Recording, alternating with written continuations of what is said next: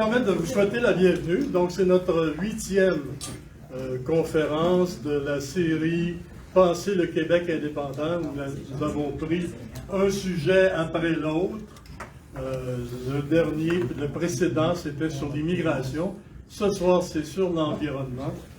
Et donc, ces conférences ont pour but de se demander comment on va rapatrier tout ce qui nous appartient d'Ottawa et comment on va gérer un secteur particulier, qui est particulièrement important, qui est celui de l'environnement. Derrière la salle, nous avons des numéros du magazine Oui, je le veux, qui est publié par le Mouvement Québec indépendant, et dans laquelle vous trouverez plusieurs chroniques d'importance et critiques de l'actualité d'un point de vue indépendantiste, avec ce qui se prépare dans l'année qui vient, celle qui devrait nous mener sur le chemin de l'indépendance. Bien, notre magazine va vous fournir des informations, je pense, précieuses. Je vous invite à prendre un numéro et gratuitement. Et si le cœur vous en dit de vous abonner, on va augmenter le tirage, particulièrement cette année. Merci. Je donne la parole maintenant à Denis Monnier qui va animer cette rencontre. Alors, merci Gilbert de cette mise en bouche. Ce soir, c'est avec un peu de tristesse que je préside cette assemblée, puisque nous arrivons au terme d'une aventure intellectuelle qui dure depuis plus d'1 an et demi. Aventure que nous avons démarrée en juin 2024. Et le but était évidemment de penser le projet de pays qui s'annonce à l'horizon. Et pour cela, nous avons essayé de réunir les meilleurs experts dans les principaux domaines qui concernent le rapatriement des pouvoirs fédéraux qui devraient échoir au nouvel État du Québec. Je dois vous dire que c'est une aventure puisqu'il faut, comme éditeur, s'assurer que les textes entrent à date, avant l'échéance.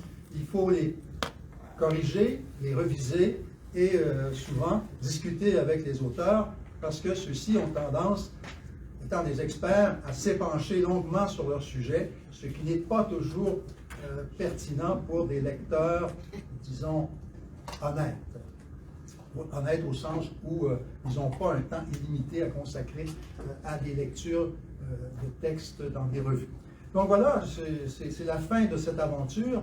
Non pas que nous ayons couvert tous les aspects de ce que sera le Québec indépendant. Nous sommes bien conscients qu'il y a quelques lacunes, en ce sens où nous n'avons pas eu de dossier sur l'agriculture, sur le transport, sur l'énergie, sur la gestion de la dette.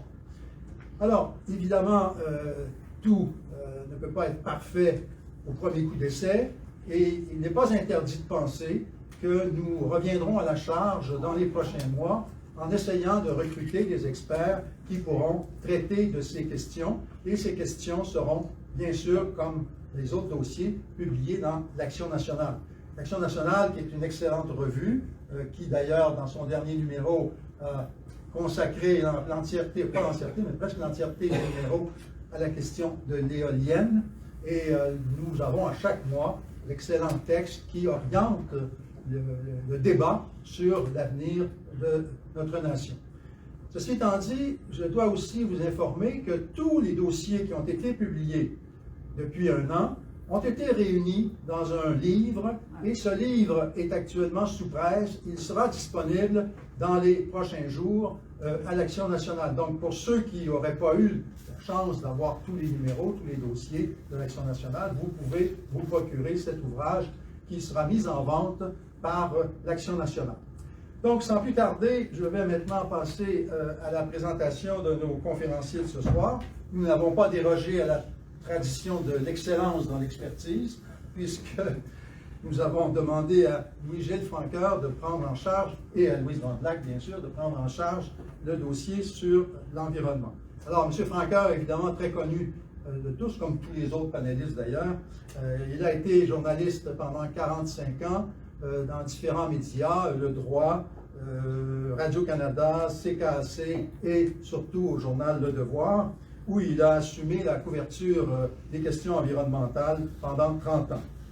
Alors, il s'est démarqué par ses enquêtes, ses analyses des enjeux environnementaux, et ses articles lui ont valu des prix d'excellence, dont le prix Oliver Asselin en juin 1988, et aussi il a été désigné personnalité environnementale de l'année en 1997, et il a été aussi, par la Fondation québécoise de l'environnement, et il a été en 2012 nommé vice-président du BAP, position stratégique qu'il a occupée pendant 5 ans. Louise Vandelac est un universitaire, professeur titulaire au département de sociologie à l'Institut des sciences de l'environnement de l'UQAM. Elle est aussi rédactrice en chef de Vertigo, qui est la revue électronique en sciences de l'environnement. Ses travaux ont surtout porté sur les transformations des milieux de vie et du vivant et lui ont valu aussi le prix multidisciplinarité de l'ACFAS et ainsi que des fonds de recherche du Québec. Elle détient un doctorat honorifique et elle a obtenu plusieurs reconnaissances pour des documentaires co-réalisés avec l'Office national du film du Canada. Enfin, pour commenter ce panel, ce dossier, nous avons fait appel à nul autre que Martine Ouellette, qui est très connue de vous. Vous savez qu'elle est ingénieure, a travaillé à Hydro-Québec, a été élue plusieurs fois députée du Parti québécois. Elle a été élue chef du Bloc québécois. Elle est à l'origine du mouvement Québec indépendant qui organise ces rencontres. Elle a publié aux éditions Québec-Amérique un ouvrage en 2019, Horizon 2030, choisir un Québec climato-économique. Et en 2021, elle a fondé un parti qui s'appelle le Parti Climat Québec. Donc, sans plus tarder, je vais passer la parole à notre conférencier qui dispose de 45 minutes pour nous faire part de ses découvertes dans la rédaction de ce dossier sur l'environnement. M. Francoeur, c'est à vous. Merci. D'abord, je dois m'excuser de vous avoir fait attendre tout le monde. J'ai fait une erreur. Quand j'ai mis dans mon agenda, j'ai écrit pour 7h30. Alors, je suis parti de la maison à 7h05, très calme. Oh là là, jusqu'à ce que Louise m'appelle et me dise « Mais où est-ce que tu es? » Bon, alors le réveil était dur, j'ai pesé sur l'accélérateur un peu trop, mais me voilà avec tous mes morceaux.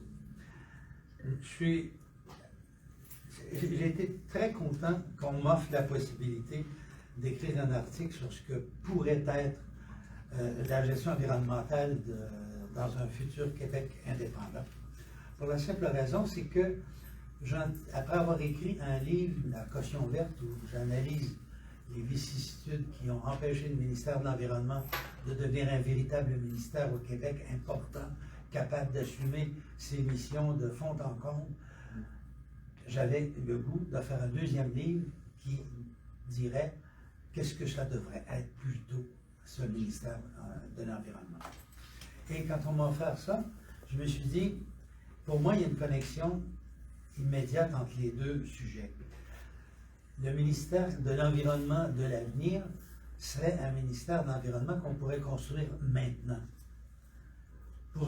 Puis, il serait adapté à recevoir des pouvoirs importants qui sont présentement dévolus à Ottawa.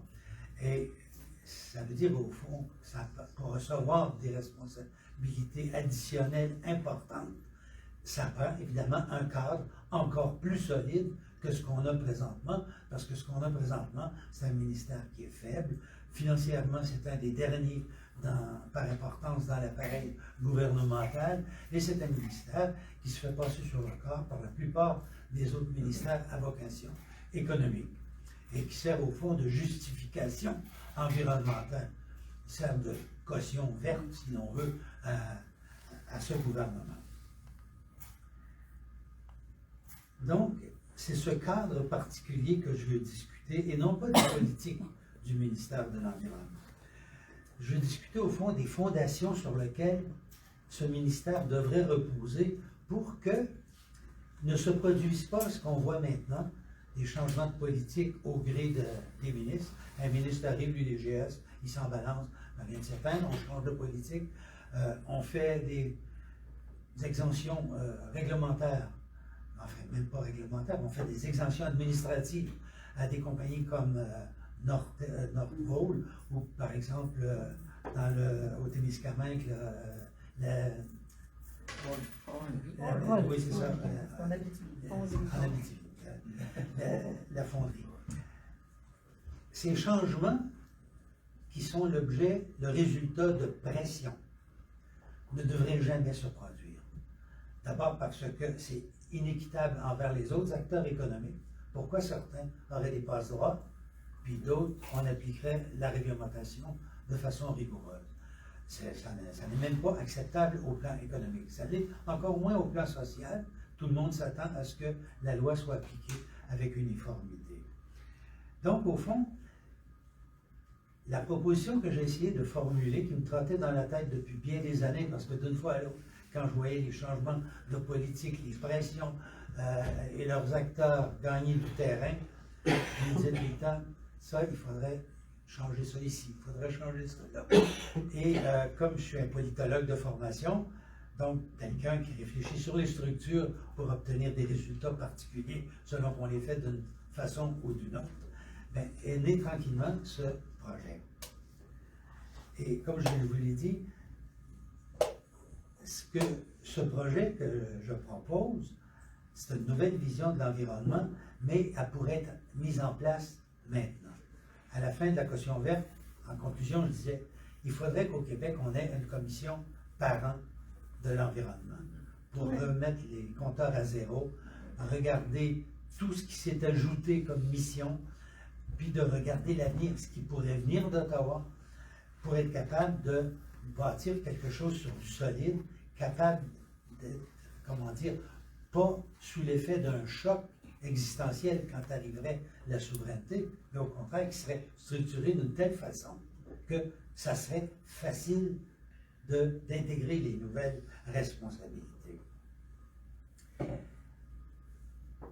Le début de ma réflexion porte sur les avantages du fédéralisme et certains de ses désavantages. Et je pense qu'on a des leçons à tirer de ça si on veut réfléchir au ministère de l'Environnement de demain. Le fédéralisme vous donne un gouvernement qui est plus détaché de la réalité que le gouvernement du Québec ou encore les gouvernements municipaux qui sont très très près de la population. Alors, donc, cette vision plus détachée lui permet d'avoir une plus grande vision parce qu'il est plus détaché des acteurs, il est plus détaché des contingences du terrain.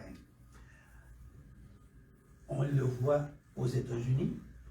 Le gouvernement fédéral a toujours eu des politiques beaucoup plus audacieuses, plus visionnaires que les États. Par exemple, le Clean Air Act, le Clean Water Act dans les années 70, c'était une vision environnementale qui était riche et révolutionnaire pour l'époque. Ce n'est pas les États qui avaient cette vision-là. On le voit en Europe, le noyau de l'état-major européen élabore des politiques qui s'appliquent dans les États. C'est pas sans heurts, c'est évident, parce que dès qu'on les fait descendre au niveau de l'application, ça heurte des intérêts. Et là, évidemment, il faut composer avec la réalité. Mais cette vision de l'organisme qui est plus élevée, elle compte, elle apporte quelque chose. Et deuxièmement, le fait d'avoir des niveaux différents de gouvernement, ça crée des contrepoids. Quand le gouvernement du Québec ne peut pas s'occuper de la rainette Faugrillon, Ottawa s'en occupe. Les écologistes se tournent vers l'autre gouvernement. Quand Ottawa parle dans le passé, c'est déjà arrivé, d'attaquer, de baisser les normes d'évaluation environnementale, les gens se rabattaient sur le bas au Québec. En jouant, au fond, un gouvernement contre l'autre, ça fait comme un jeu de contrepoids qui donne aux citoyens des possibilités. Alors, ce système de contrepoids, il se fait par le partage des missions et des pouvoirs. Donc ça, c'est une leçon à retenir. Mais, par contre, ça apporte une fragmentation des pouvoirs qui nuit à une vision et à la mise en place de politiques vraiment intégrées. On a par exemple des politiques sur les milieux humides, mais les oiseaux migrateurs qui vivent dans les milieux humides, ils relèvent d'Ottawa. Les poissons, c'est partagé. Ça dépend dans quelles eaux ils se promènent. S'ils changent d'eau salée à eau salée, ça change de gouvernement. C'est assez aberrant quand on s'arrête pour y penser. Je pourrais multiplier les exemples. Vous savez, ça touche le secteur des mines, de la forêt, de l'agriculture.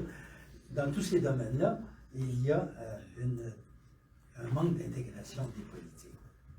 Et donc, vous avez des avantages dans une formule où vous avez différents niveaux de pouvoir, mais il y a aussi des désavantages. Dans un État unitaire, on vous offre la possibilité d'avoir une vision intégrée de l'environnement, parce que, bon, il y a un seul gouvernement, mais ça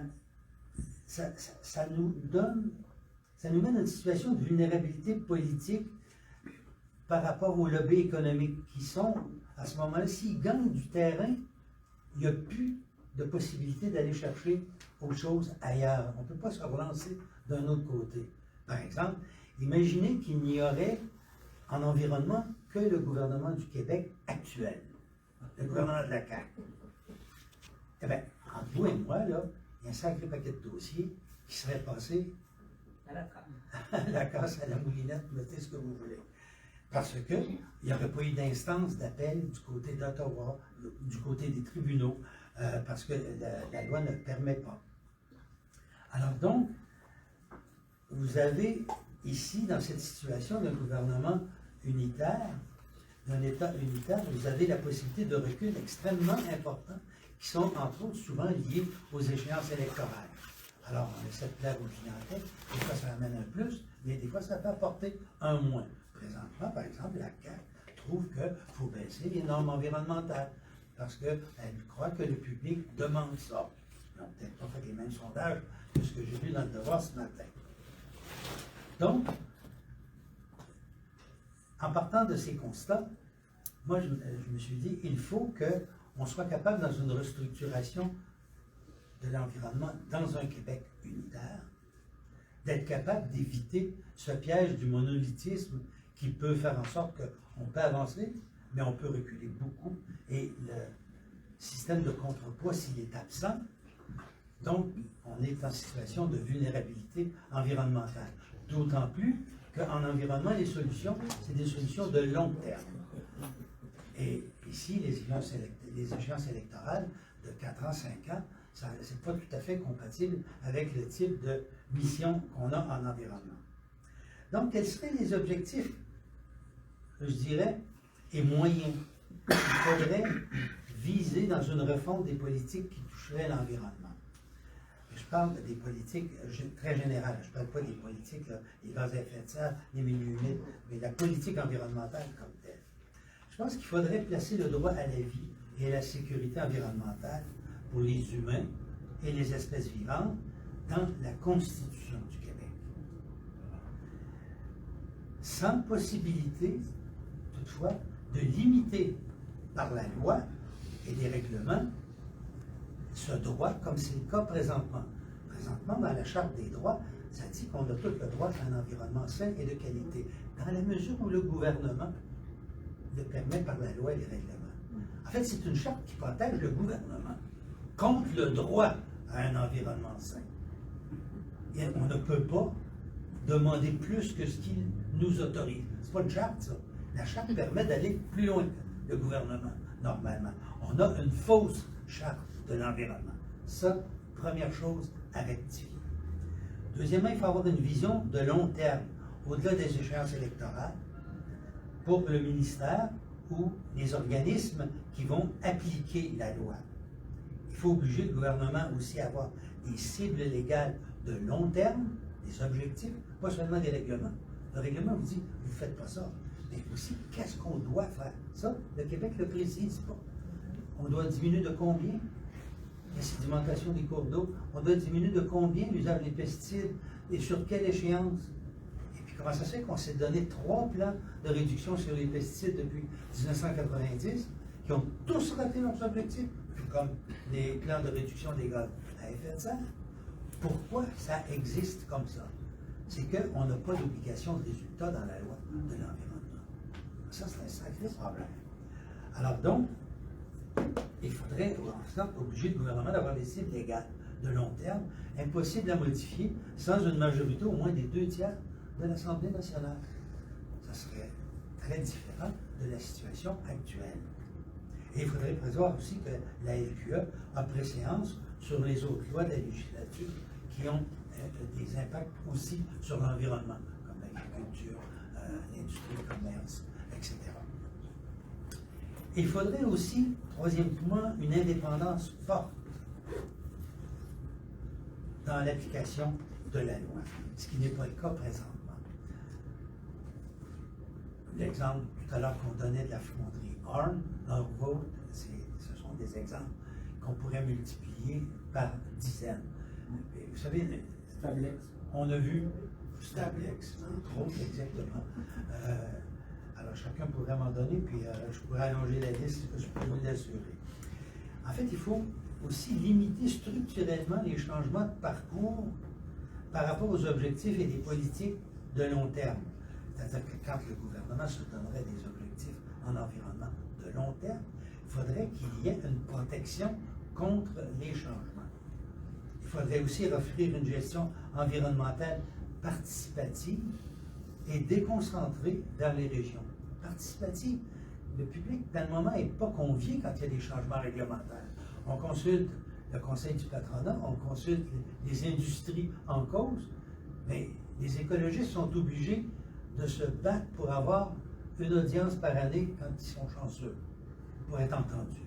Et ils ont droit, eux, une fois que l'industrie et le ministère ont concocté un règlement, ils ont droit, aux autres, pendant la période de prépublication du règlement, de faire valoir leur point de vue. Pourquoi ils ne sont pas associés dès le départ? Comme dans la logique du BAC, on essaie d'associer le public à la définition d'un projet avant qu'il soit autorisé.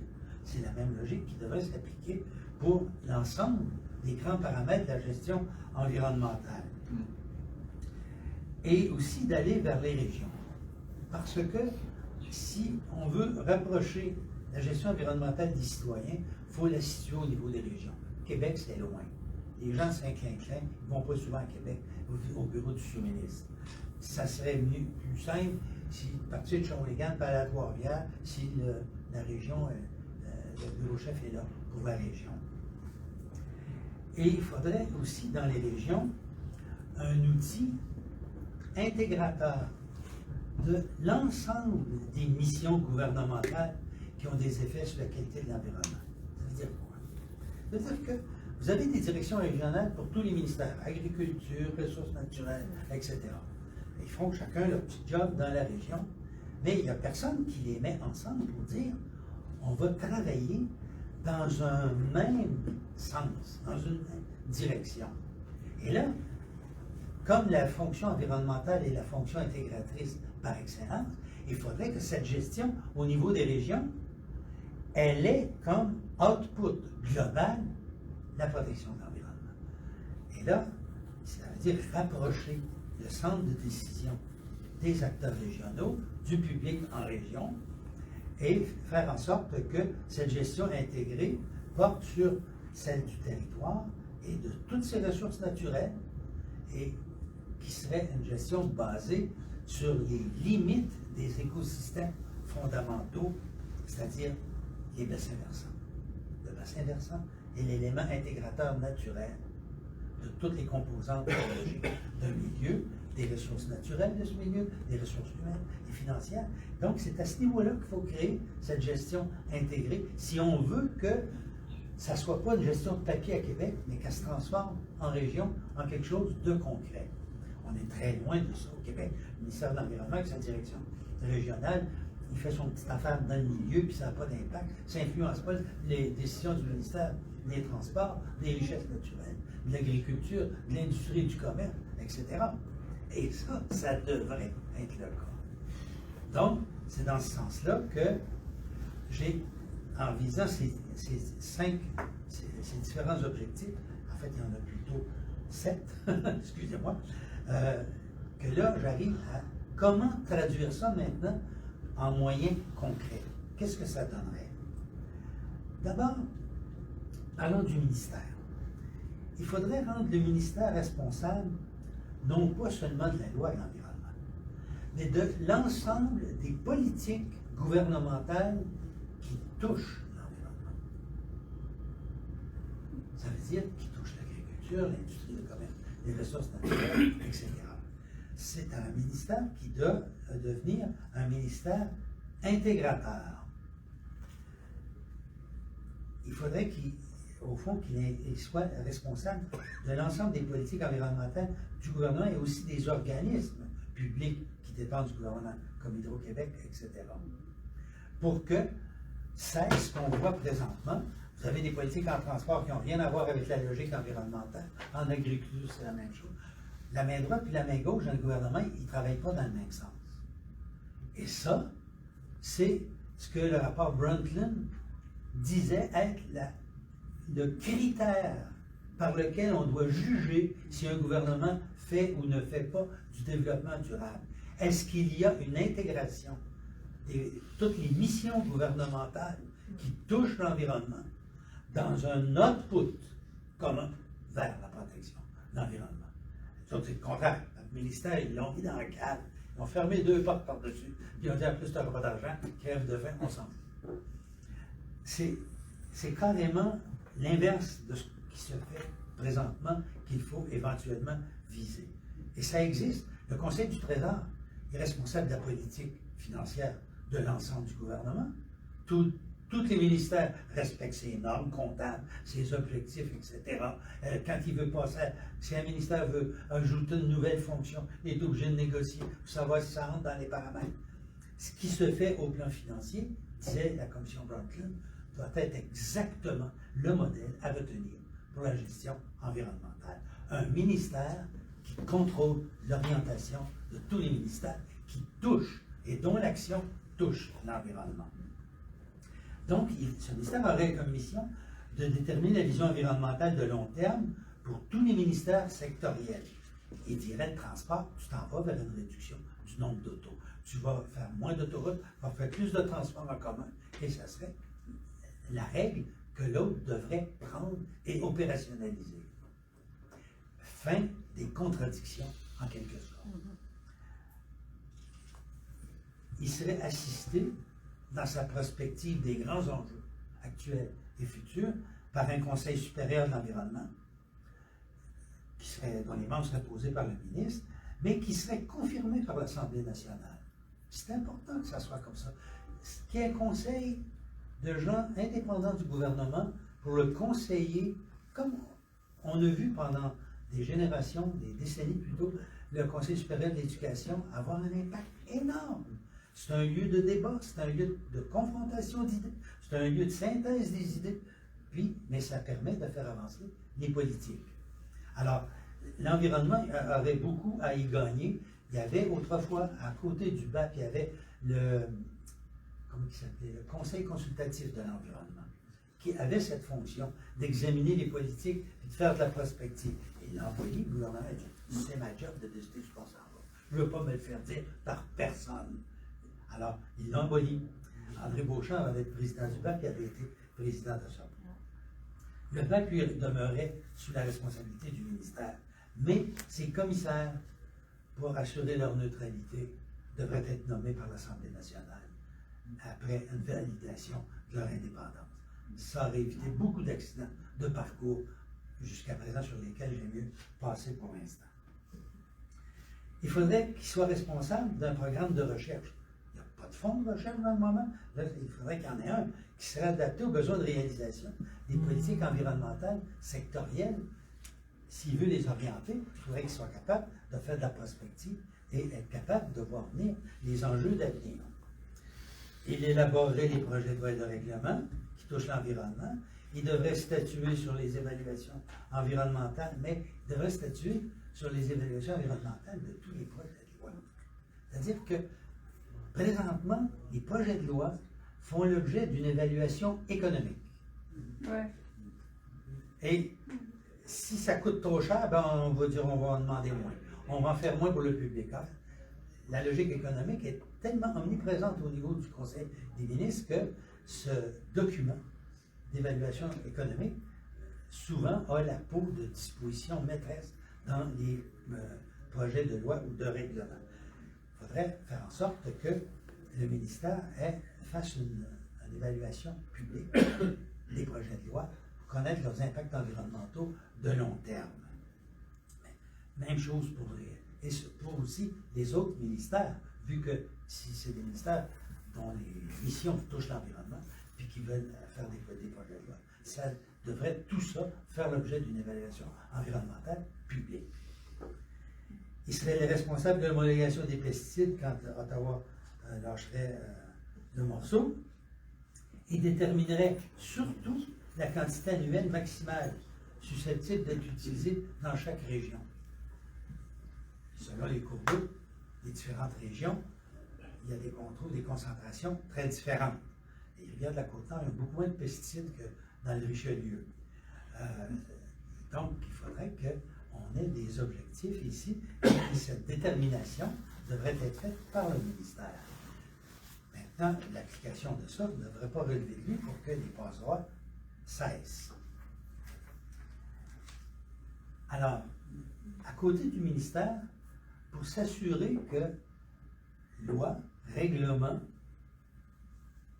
et rapprochement avec le public et les corps publics se fassent, au fond, au niveau de la gestion, au niveau régional dont je parlais tantôt, dans une véritable intégration, ce qui me semblerait important, c'est d'abord de créer au Québec ce qu'on appellerait une régie de l'environnement. Pourquoi une régie? D'abord parce qu'elle a un pouvoir d'ordonnance. Et une ordonnance, c'est l'équivalent d'un règlement, quand c'est écrit ça. Tu peux même mettre des pénalités pour la non-observance. Et tu peux... il y a toutes sortes d'aspects juridiques importants. C'est ça ou une agence, mais peut-être qu'on pourra en discuter avec des spécialistes en droit administratif. Mais si je me rappelle mes cours de droit administratif en Sciences Po, la régie serait plus pertinente. Parce qu'elle est quasi judiciaire. Mais elle n'est pas obligée d'être toujours quasi judiciaire. Et ça, c'est ça qui est important. Elle serait présidée, il y aurait la régie nationale qui serait composée d'un président, un magistrat, un juge. Et là, un juge qui agit en fonction, comme dans une régie, c'est-à-dire qu'il est tenu, il est régi par les règles de la magistrature. C'est un peu plus exigeant que ce qu'on demande à un sous-ministre normalement. Il serait assisté de régisseurs qui chacun sera responsable d'un bassin versant au Québec. Quand ils se réuniraient, ils formeraient la régie, mais le régisseur, lui, appliquerait les règles de la régie au niveau de sa région. Qu'est-ce que ça aurait comme effet? Bon, les nominations seraient avalisées par l'Assemblée nationale parce que leur décision à ces gens-là, leur indépendance serait cruciale. Il n'y aurait pas de jeu là-dessus. Il faudrait que ce soit vraiment des gens qui vont chercher une crédibilité telle que les gens à l'Assemblée nationale aient un fort consensus derrière leur nomination, quels que soient les partis. Les mandats seraient de 10 ans pour le président et de 5 ans pour les régisseurs pour assurer quoi? La pérennité, éviter les changements de parcours. Elle serait responsable de l'application de la loi sur la qualité de l'environnement et de toutes les lois qui touchent à l'environnement, autant au niveau provincial qu'au niveau régional. Ça serait non plus le ministère qui émettrait les certificats d'autorisation pour les nouveaux projets, sauf ceux qui relèvent du BAC, qui eux seraient autorisés toujours par le Conseil des ministres. Ça, c'est les plus grands projets. Je pense qu'il y a une décision politique par le gouvernement sur ceux-là, ça demeure. Mais au lieu que ce soit simplement les fonctionnaires du ministère, ça serait les régisseurs avec leurs conseillers qui autoriseraient au niveau régional. Mais là, en fonction de ce qui s'en vient. Elle ferait le suivi, évidemment, des autorisations accordées pour vérifier leur conformité dans le temps, ce que le ministère ne fait très peu. Les régies régionales, elles, auraient une juridiction sur un ou plusieurs bassins. Il y a à des endroits plusieurs petits bassins qui pourraient être regroupés sous un même régisseur. Il s'agit quand même d'être, fonctionnel. Mais chaque bassin versant aurait droit à un conseil consultatif qui, lui, représenterait l'ensemble des forces sociales du milieu. Les écologistes, les milieux d'affaires, les municipalités. Ce serait le conseil qui travaillerait avec le régisseur. Donc, ce serait une façon d'associer les populations à l'application de la loi et des objectifs. Parce que là, la régie, elle va avoir, on lui donnerait l'obligation d'appliquer le grand plan national d'environnement et de le matérialiser avec une obligation de résultat. Ça, on ne connaît pas ça au Québec. Non, on est des spécialistes du syndrome de l'inefficacité. Vous avez un problème de berge au Québec? Parfait. On va faire 3 projets pilotes cette année, 3 l'année prochaine. Puis ça va être 1,1% du problème. Je dis pas grave. On a fait, le ministre a coupé les lunettes. On l'a à télé. On ne veut pas de solution efficace. On sait que les bandes riveraines de 10 mètres, c'est rien. Ça ne fonctionne pas. On n'a pas de filtration de ce qui sort des tuyaux dans les champs et qui mettent dans le sol. Les drains. Les fossés, ça se jette directement, sans filtration dans les cours d'eau. On n'a pas de fosses de rétention, des fosses, des trappes à sédiments, que ça s'appelle. Tu sais, on ne fait pas ce qu'il faut pour atteindre des résultats. On fait semblant. Gaz à effet de serre, on fait semblant. Avec le contrôle de l'arsenic, des contaminants des grandes entreprises, on fait semblant. Et là, c'est l'idée, c'est-à-dire qu'est-ce qu'on fait pour arrêter de faire semblant. Donc, on constitue ça à un magistrat qui est conseiller, puis qui a l'obligation légale d'atteindre des résultats. Comme en Angleterre, ils ont fait avec les gaz à effet de serre. Et moi, je me rappelle, j'étais tombé sur le dos quand j'ai compris comment ça fonctionne. La loi oblige un organe qui gère les gaz à effet de serre à atteindre les objectifs. Alors, tu as un plan quinquennal de 6 ou 7 ans, puis ils sont obligés de faire le point aux 2 ans. S'ils se rendent compte que les mesures qui ont été mises en place n'ont pas donné des résultats, ils augmentent les normes, ils durcissent le ton, les exigences supplémentaires, ils sont obligés d'arriver au résultat. Mais ils ont réduit de 23% leur gaz à effet de serre par rapport à 1990. On n'est pas mal loin de ça au Québec. Ils se sont donné une obligation de résultat. Ils ont dit, ça ne sert à rien de se rire de nous-mêmes en faisant semblant. Bon, je pense qu'un Québec qui serait moindrement mature serait d'être efficace en matière d'environnement. Ça, on se doit ça. On se doit surtout ça aux générations futures. Les régies régionales seraient responsables de l'aménagement du territoire avec les acteurs municipaux en fonction des objectifs prépondérants de long terme fixés par le ministère de l'Environnement. Et le corps administratif des régies régionales, il serait formé, parce que là, il faut une administration autour de ces régies-là. Est-ce qu'on crée? Non, on prend toutes les directions régionales, les différents ministères, puis on les met dans la même bâtisse. Puis c'est le régisseur qui mène avec le conseil. Ils ont les outils que la loi leur donne, parce qu'ils ont chacun des lois respectives. Ils ont des directions régionales qui vont gueuler souvent à Québec. Mais non, c'est le même. Quand il s'agit d'appliquer au niveau local, ce serait la régie. Alors donc, c'est un changement fondamental. Parce que les régions qui, dans le moment, disent Québec nous parachute plein de responsabilités, on n'a pas de moyens. En fait, tous les moyens de Québec, on les donne à la région. Puis c'est vous qui les gérez. Puis les programmes que vous allez faire, vous allez vous débrouiller pour les financer avec votre ministère, vos ministères respectifs. Il faudrait, à ce moment-là, moi j'ai vu ce phénomène se produire quand, pour la première fois, on a fusionné l'environnement et la gestion de la faune au Québec. Pierre Paradis qui m'avait appelé, il m'avait dit, ça fait longtemps que tu nous enquiquines avec ton idée dans tes chroniques, là. Je vais le faire. Tu comprends, Franck? Oui. Et là, ils les ont mis ensemble. Puis ils les ont mis ensemble à Longueuil. C'est extraordinaire. Parce qu'avant, il y avait un fonctionnaire d'environnement qui voulait avoir un avis phonique, qui demandait à son supérieur d'écrire au sous-ministre, qui demanderait au sous-ministre de demander à son directeur de service de demander à un biologiste qu'est-ce qu'il en pensait. Puis là, le biologiste, ça remontait son truc, quand il descendait en haut, ça revenait ici. Quand ils ont été fusionnés, les deux se parlaient, le gestionnaire du dossier d'impact, il se parlait le midi, parfait, il prend son crayon, prenait là, tourne au bureau, il envoyait ça au promoteur, il disait, c'est ça qu'on demande. C'est ça qu'il faudrait faire. C'est ça qui s'appelle une intégration administrative. Je ne vois pas pourquoi on ne se paye pas ça au Québec. Ça s'appelle être efficace. Alors donc, la logique d'intégration se ferait sur place, par les gens qui seraient dirigés par une mission très claire.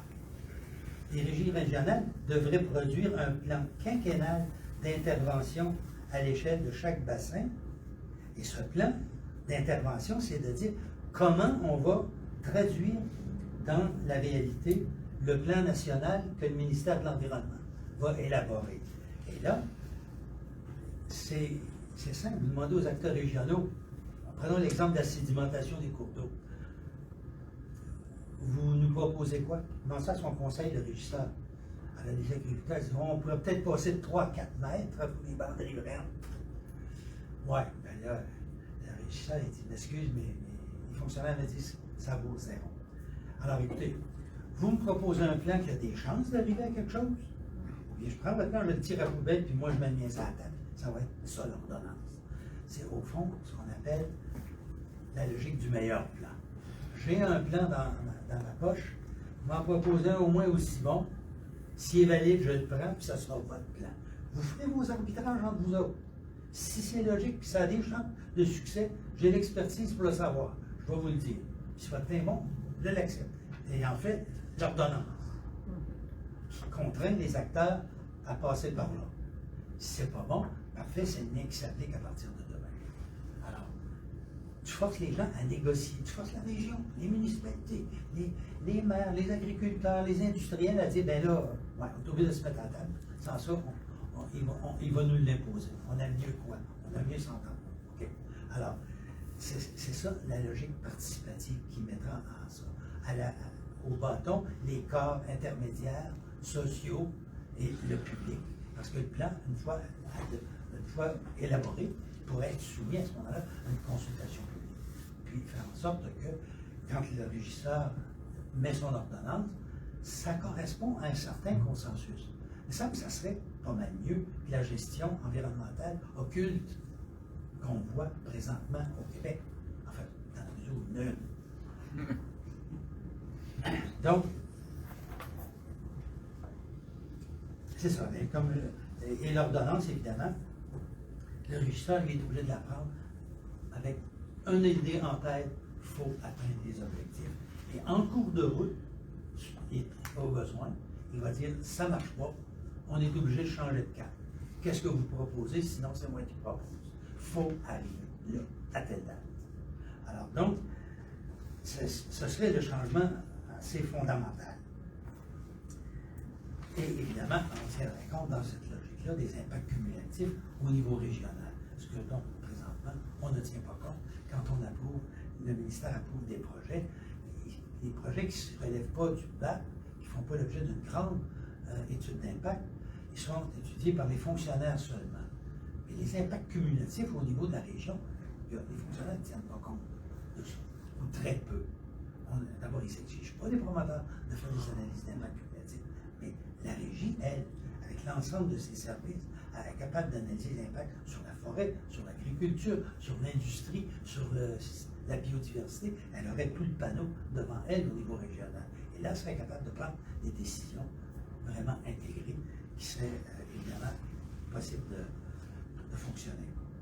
En conclusion, l'indépendance politique du Québec permettrait de mettre fin à la fragmentation actuelle de la gestion environnementale. C'est sûr, contre les niveaux fédéral et provincial. J'ai donné des exemples tantôt. L'aménagement des rives, c'est la même chose. Mais là, on contrôlerait la navigation maritime. Les problèmes de reproduction du fleuve Saint-Laurent, des espèces dans le fleuve Saint-Laurent, qui sont souvent causées par l'enrochement des frayères, parce qu'on a une navigation, on contrôle pas tout à fait les vitesses en fonction d'objectifs biologiques.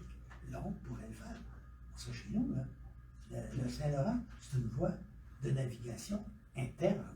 C'est pas des voies internationales, ça. Trump penserait sûrement différemment, mais on aurait le temps de s'en reparler. Mais, voyez-vous, on aurait des nouvelles responsabilités, mais on serait capable de rebâtir le cheptel aquatique du Saint-Laurent parce qu'on pourrait agir sur les principaux déterminants, ce qui n'est pas notre cas présentement. La navigation impose des contraintes contre lesquelles le Québec ne veut pas réagir. Il ne veut même pas restaurer les rives, ça coûte trop cher. Il dit Ottawa, t'es brises, t'es répares. Quand le Québec met des gros blocs au même, puis on les empile. Essayez d'effrayer là-dedans. Si vous êtes une carpe ou un brochet, moi, reparlerai. Alors, puis là, ici, mais avec le schéma que je propose, si vous remarquez, on sépare la conception des politiques et des lois, du ministère, de leur application. Ça recréerait, dans les faits, une dynamique de contre-pouvoir. Quand les gens trouveraient que les régies ne vont pas assez loin pour faire pression pour changer la réglementation, mais si le gouvernement veut amoindrir ou abaisser les seuils, les régies constitueraient une force socio-politique énorme parce qu'elles réuniraient toutes les forces vives de chaque milieu. Ils auraient derrière la vie de la régie nationale, ça serait aussi puissant que le ministère lui-même dans l'évolution des lois et des règlements, parce que verrait les besoins, serait capable de les affirmer avec une autorité que les groupes écologistes ou les petits maires n'ont pas dans le moment pour impressionner le ministère et l'amener à changer ses lois. Alors là, vous auriez un système qui sépare, qui crée à la fois de l'indépendance dans l'application des lois, mais qui aussi permettrait une vision de long terme par l'élaboration de politiques gouvernementales et de volets sectoriels qui relèveraient du ministère. Ça serait sa fonction. Prospecter les missions avec son conseil consultatif, l'autre sur le terrain, la régie, elle serait capable, elle, de voir, de peser, je dirais, le poids de réalité ou de concret de toutes ces politiques-là pour faire à la fois des suggestions et surtout appliquer ce qui est en place pour faire en sorte que au moins ce qui est accepté réglementairement et politiquement soit appliqué et donne des résultats. Donc, on recréerait une sorte de duopole, mais il y en aurait un autre qui est très important. Je vous ai dit au début qu'il faudrait refaire la charte et dire que la charte ne dépend pas des lois et des règlements. Ça veut dire une chose très importante. Ça veut dire que les citoyens pourraient, en vertu de la charte, attaquer les règlements qui sont abusifs, qui sont, en quelque sorte, en deçà des attentes, mettons, scientifiques. Dans le cas, par exemple, de Rouyn-Noranda, si la charte n'était pas limitée par cette contingence actuelle, les gens pourraient aller devant le tribunal et dire au juge, on va forcer l'application, le ministère à appliquer par voie de mandamus, c'est comme une injonction qui ordonne de faire, ordonner aux fonctionnaires d'appliquer la loi. On ne peut pas le faire comme loi. La loi ne permet pas d'obliger par injonction le gouvernement. On permet d'en faire arrêter un projet gouvernemental. Par injonction, un projet. Ça, c'est une nouveauté dans la loi québécoise de l'environnement. Normalement, l'injonction, c'est le gouvernement comme toujours parce qu'il représente l'intérêt général. Mais là, il faudrait aller plus loin que l'injonction environnementale actuelle, permettre le mandamus environnemental. Que la Cour ordonne au ministère de changer un règlement, de faire en sorte que, mettons, telle exemption qu'on a donnée, c'est inéquitable, vous l'abolissez, comme aux États-Unis. L'IPA s'est fait ordonner par les tribunaux de modifier les règlements. On donne le pouvoir aux citoyens de faire la preuve que la meilleure science, si elle s'applique, donnerait une règle X. Et là, vous forcez le ministère à dire, bon, le tribunal a ordonné de réécrire le règlement en fonction de tel et tel chose. Ce pouvoir des citoyens serait énorme. Et moi, je pense que c'est le seul moyen d'amener la gestion environnementale où elle doit aller, c'est les citoyens qui en sont les meilleurs défenseurs. Pas des clans, pas des groupes d'intérêt. Et finalement, l'élargissement des pouvoirs du ministère à l'ensemble des ministères et organismes, évidemment, on l'a compris tout à l'heure, ça fait en sorte de diriger tout le monde dans le même sens. En confiant l'application aux régies régionales, on aurait évidemment un rapprochement avec la population, les milieux, les corps intermédiaires, mais on leur donnerait surtout une autonomie qui est absolument importante, parce que présentement, vous donnez à des municipalités des possibilités, des obligations d'appliquer certains règlements. Vous ne donnez pas les moyens. Alors, qu'est-ce qu'ils font? Ils ne l'appliquent pas. Pourquoi la politique sur les rives n'est pas appliquée au Québec? Pourquoi les municipalités iraient devant les tribunaux contre le cousin du maire? Alors, c'est difficile, ils ne font pas parce que c'est le cousin du maire. Mais s'il y allait pareil, si la personne est condamnée parce qu'elle ne respecte pas la loi, c'est faussé, c'est sur les bandes riveraines. Le résultat, c'est que l'argent va aller au fonds consolidé, non pas à la municipalité qui va avoir dépensé 3 000 $. Alors donc, je conclus là-dessus en disant que un système comme ça créerait à la fois une dynamique sociale et politique, donnerait des garanties d'indépendance dans l'application de la loi et rapprocherait la gestion environnementale des citoyens. Moi, je pense qu'en tout cas, c'est sûrement pas la seule façon d'arriver à des résultats. J'imagine que les commissions parents de l'environnement discuteraient de plusieurs autres scénarios. Mais je me dis, ces trois choses-là, ces trois objectifs-là, il faut arriver à les atteindre. Être efficace, rapprocher la gestion des gens et appliquer la loi avec une réelle indépendance. Ça, je pense. Il faut bâtir, il faut que ça soit le solage sur lequel le ministère de l'Avenir est assis. Là, si on devient dépendant, qu'arrivent les nouveaux pouvoirs d'Ottawa et tout ça, on est capable de les intégrer. Merci, M. Francaire.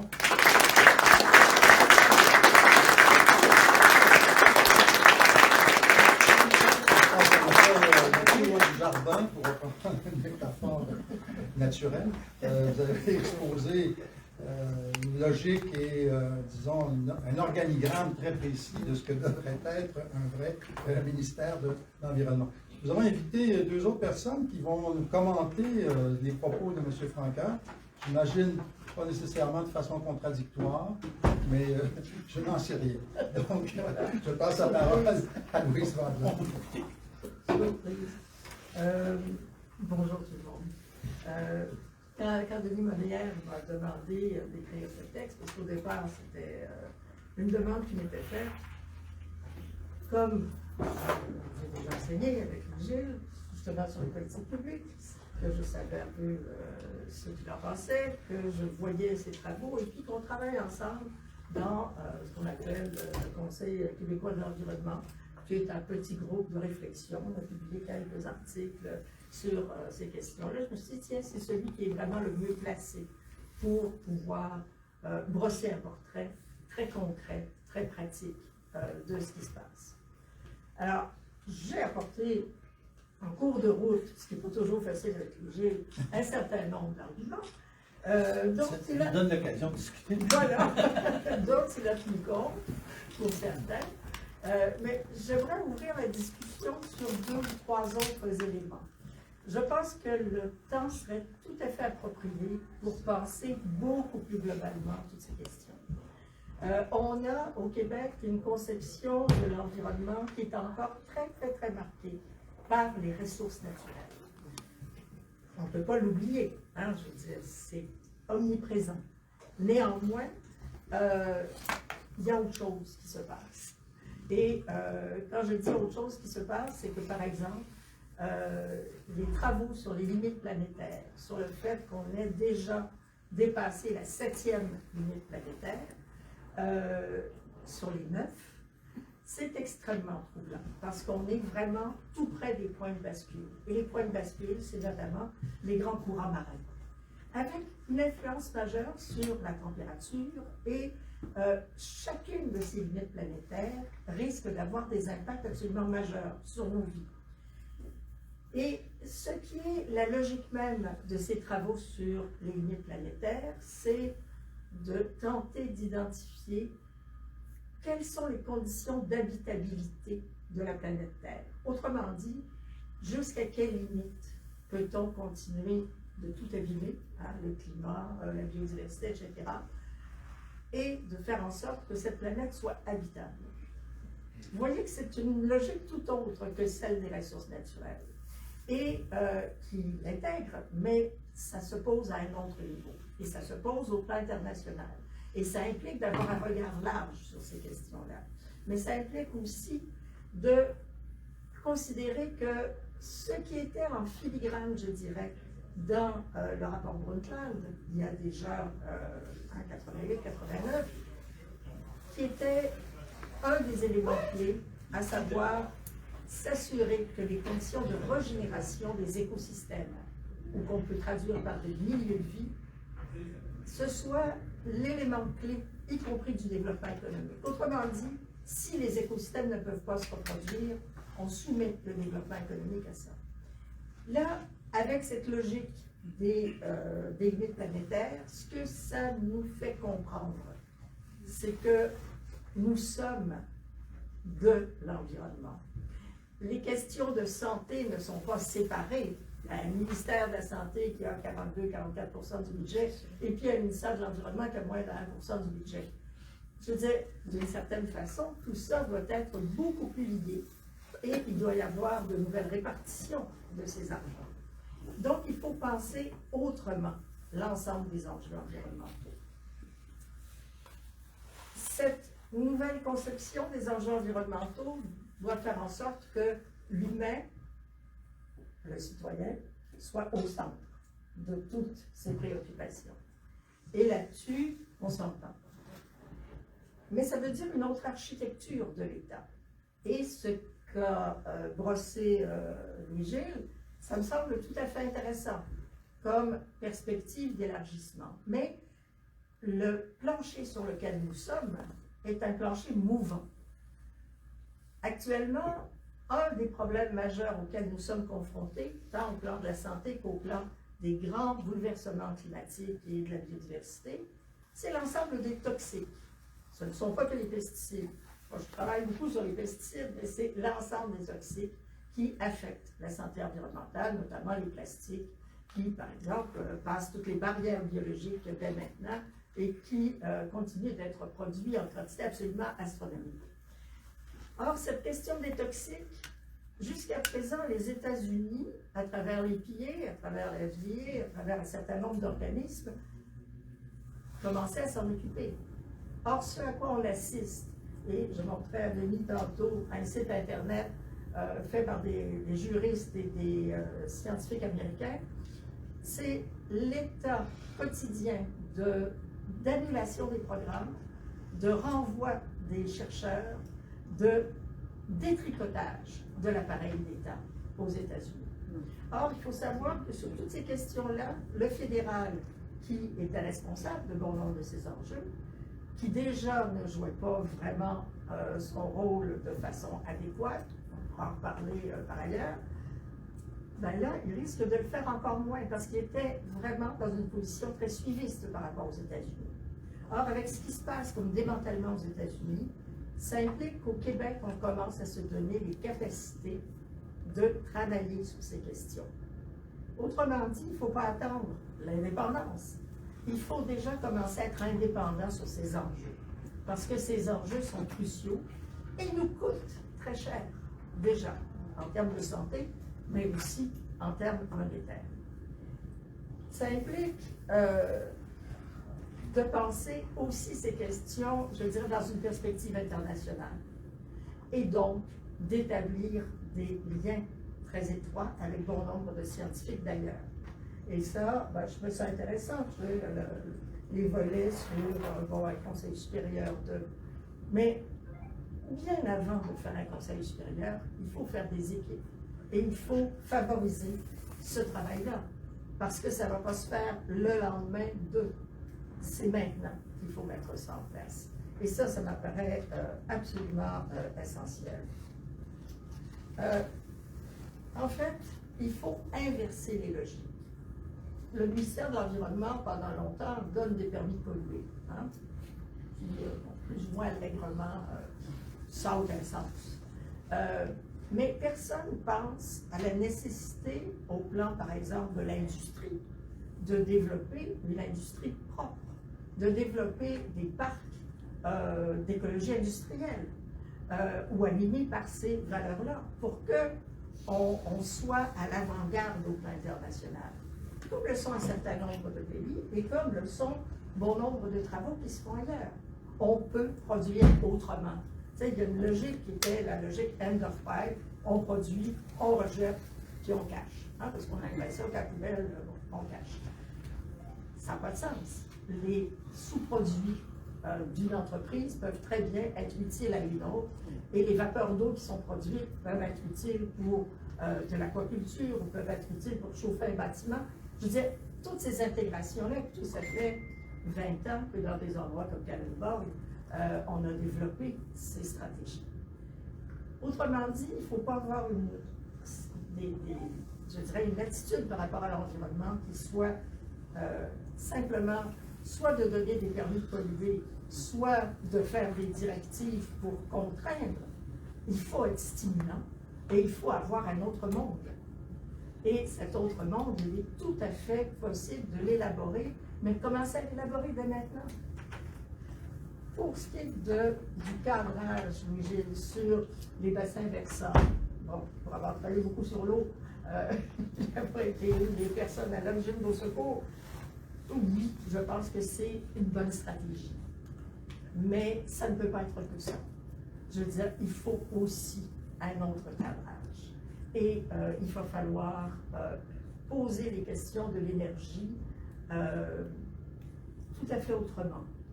Et les questions des relations internationales. On a parlé, par exemple, très rapidement, on a évoqué la question de la fonderie Horn. Moi, ce qui me préoccupe, c'est les normes québécoises et canadiennes et le tricotage entre les deux pour l'importation des déchets dangereux. Je veux dire, une question sur laquelle Martine a travaillé. Et ça, il faut absolument modifier ça le plus rapidement possible parce que la fonderie Horn, il brûle d'abord et avant tout des déchets électroniques qui ne sont pas en voie d'être limités. Hein? C'est l'explosion. Et donc, il faut à chaque fois avoir des stratégies qui soient des stratégies avant-gardistes et qui permettent de se prémunir de ce qui est en train d'advenir. Et il faut cesser de donner notre énergie aussi allègrement à des entreprises dont l'objectif,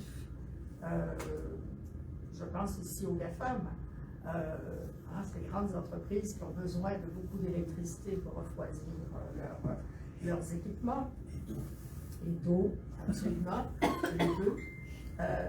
Et donc les projets, et je ne sais pas que je veux changer de sujet, mais quiconque travaille actuellement sur l'intelligence artificielle et s'intéresse aux projets post-humanistes de ces gens-là, voit très bien, et je ne suis pas complotiste, pas pour plus, mais ça fait 10 ans que je m'intéresse beaucoup à l'évolution de ces mouvements transhumanistes et post-humanistes. Et en fait, notre cadre d'analyse est perturbé depuis 1 an par Trump, parce qu'on se dit, mais ça n'a pas de sens. Mais en fonction de quoi il pense tout ça? On pourra se faire une autre rencontre sur le post-humanisme, l'intelligence artificielle, ce genre de questions, parce que ça peut être pensé, ça peut être analysé, et ça peut être très, très éclairant de penser ces questions-là, qui sont, qui sont pour l'instant parmi les menaces qui sont autour de nous. Autrement dit, les questions d'environnement, il faut les penser autrement. Il faut les penser beaucoup plus globalement. Le monde a changé, l'Amérique a changé, et il faut absolument avoir un regard international et un regard large sur ces questions-là. Voilà, j'ai quelques remarques très rapides. On pourra en parler plus tard. Merci, Louise.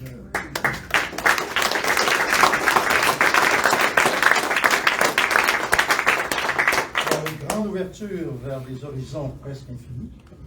Bon, en tout cas, très concrète. C'est pour ça qu'on s'engage souvent avec Louis, parce que je suis aussi très, très concret. Mais il faut ouvrir. Oui. Alors, je pense que Martine, maintenant, va donner un point de vue peut-être différent sur ces questions. Oui, c'est ça. Bien, c'est sûr que moi, je vais revenir un petit peu À ma formation, il faut dire que j'ai travaillé des dossiers d'environnement depuis 88, alors que je suivais beaucoup les articles de Louis-Gilles et collaboré avec Louise à Au Secours. Donc, j'ai été aussi sur le conseil d'administration de la Société québécoise d'assainissement des eaux. Il m'a donné une idée de comment fonctionnent les structures pour être capable de gérer des projets. Et Hydro-Québec, pendant une vingtaine d'années. Donc, quand j'ai lu ton article, Louis-Gilles, tu m'as ramené en arrière. Je ne connaissais pas la commission McDonald de 85 sur la déréglementation. Ceci explique cela. Oui. Donc, de toute la déréglementation qui s'est suivie, surtout là, dans les années 90 et 2000, très poussée du côté de Lucien Bouchard. Et du rapport Brundtland, moi, que j'avais lu au complet, il est annoté à grandeur. Donc, c'est vraiment sur cette base-là que, à l'époque, j'étais jeune à l'université, que ma réflexion s'est construite sur... On utilise le mot environnement, mais là, je vais être assez d'accord avec Louise d'ouvrir plus large, il faut penser autrement, parce que lorsqu'on parle du ministère de l'Environnement, on parle des lois et règlements sur l'environnement, c'est rien qu'un morceau. Parce que, moi, j'ai toujours dit, quand Pauline a fait son conseil des ministres, jamais j'aurais voulu être ministre de l'Environnement. Pourquoi? Parce que c'est pas là que se passe l'environnement. L'environnement, ça passe ailleurs dans tous les autres ministères. Ressources naturelles, transport, affaires municipales. L'environnement, là, c'est pas là que ça se passe. Donc, mais moi, je pense que, justement, je pense qu'il faut penser autrement. Et il faut revenir au développement soutenable.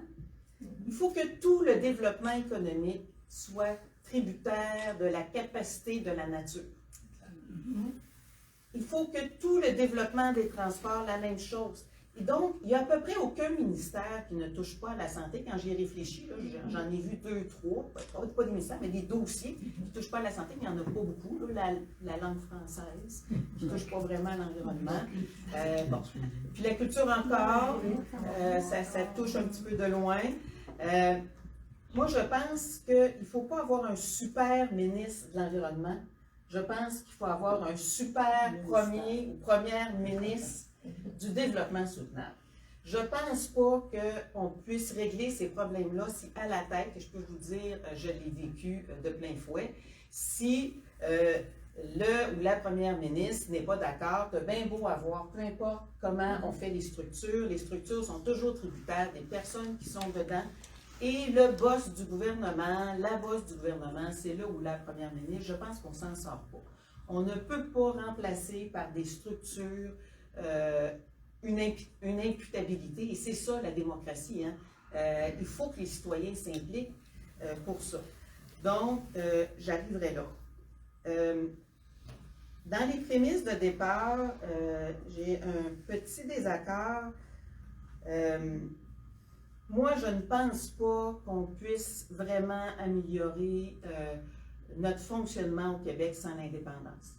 Je pense que c'est de faire fi, lorsqu'on dit que le fédéral a une vision plus détachée, parce que c'est un système fédéral et moins proche des contingences du terrain, je pense que c'est de faire fi des gros lobbies.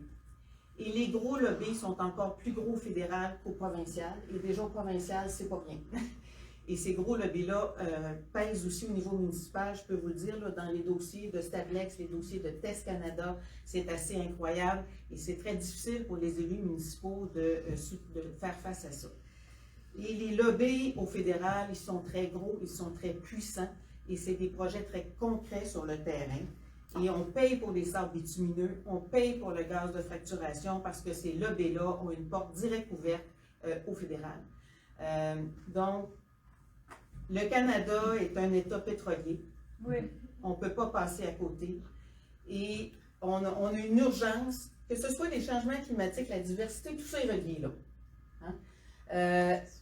Et on a une urgence d'agir et c'est clair que le Canada va tout faire pour freiner ça parce que l'ensemble de son économie, que ce soit dans l'Ouest ou que ce soit à Toronto, est lié à l'exploitation du pétrole et du gaz. Et donc, je pense qu'il faut sortir au plus sacrant de ce carcan-là pour être capable de faire nos propres politiques.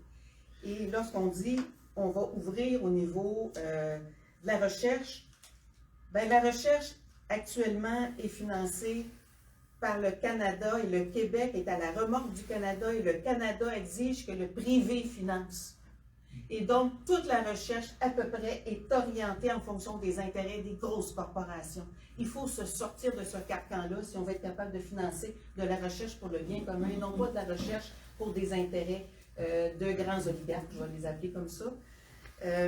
Au niveau international, bien, pour agir au niveau international, il faut être indépendant.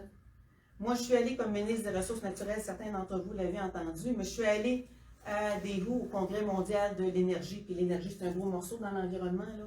Et je voulais parler d'énergie renouvelable, d'électrification des transports, faire des rencontres avec, on se remet en 2013, avec LG qui n'avait pas encore commencé dans les batteries pour qu'on puisse faire des alliances avec les brevets d'Hydro-Québec. On avait un délégué du Québec à Séoul qui a fait toutes ces démarches-là, qui a réussi à avoir les rencontres. Est-ce que j'ai eu mes rencontres? Ben non, parce que l'ambassade du Canada est passée en arrière de moi. Donc, une délégation, c'est bien, mais une ambassade, c'est mieux. Donc, il faut être un pays. Donc, pour moi, cette prémisse-là est importante. Et la question des contrepoids, je sais que c'est dans le mouvement environnementaliste depuis longtemps, parce que j'y ai été et je l'ai entendu. Mais franchement, je trouve que dans la vraie vie, il n'y a pas de contrepoids. Ils sont souvent les deux dans la même direction. C5 et L81, c'est la même affaire. Norvol qui sont passés à côté pour faire le VAP, puis C5, c'est la même affaire. Oui, il y a eu l'Irénette Faudrillon dans la prairie. C'est l'exception qui confirme la règle, je dirais. Il y en a eu quelques autres, mais je dirais que dans l'ensemble, et c'est souvent pour des questions tactiques, mais pas pour des questions de grande vision globale, parce que la grande vision globale, elle n'est pas plus à Ottawa qu'elle est à Québec, parce que les lobbies agissent des deux côtés. Donc, moi, je suis moins sur ces contrepoids-là. Et ce que j'ai aimé du texte, il nous met en lumière un angle mort qu'il y a dans le mouvement souverainiste indépendantiste depuis très longtemps. Et je le dis un peu, et moi, franchement, j'ai pas tellement travaillé avant de faire les courses à la chefferie au Parti québécois, les démarches d'accession à l'indépendance.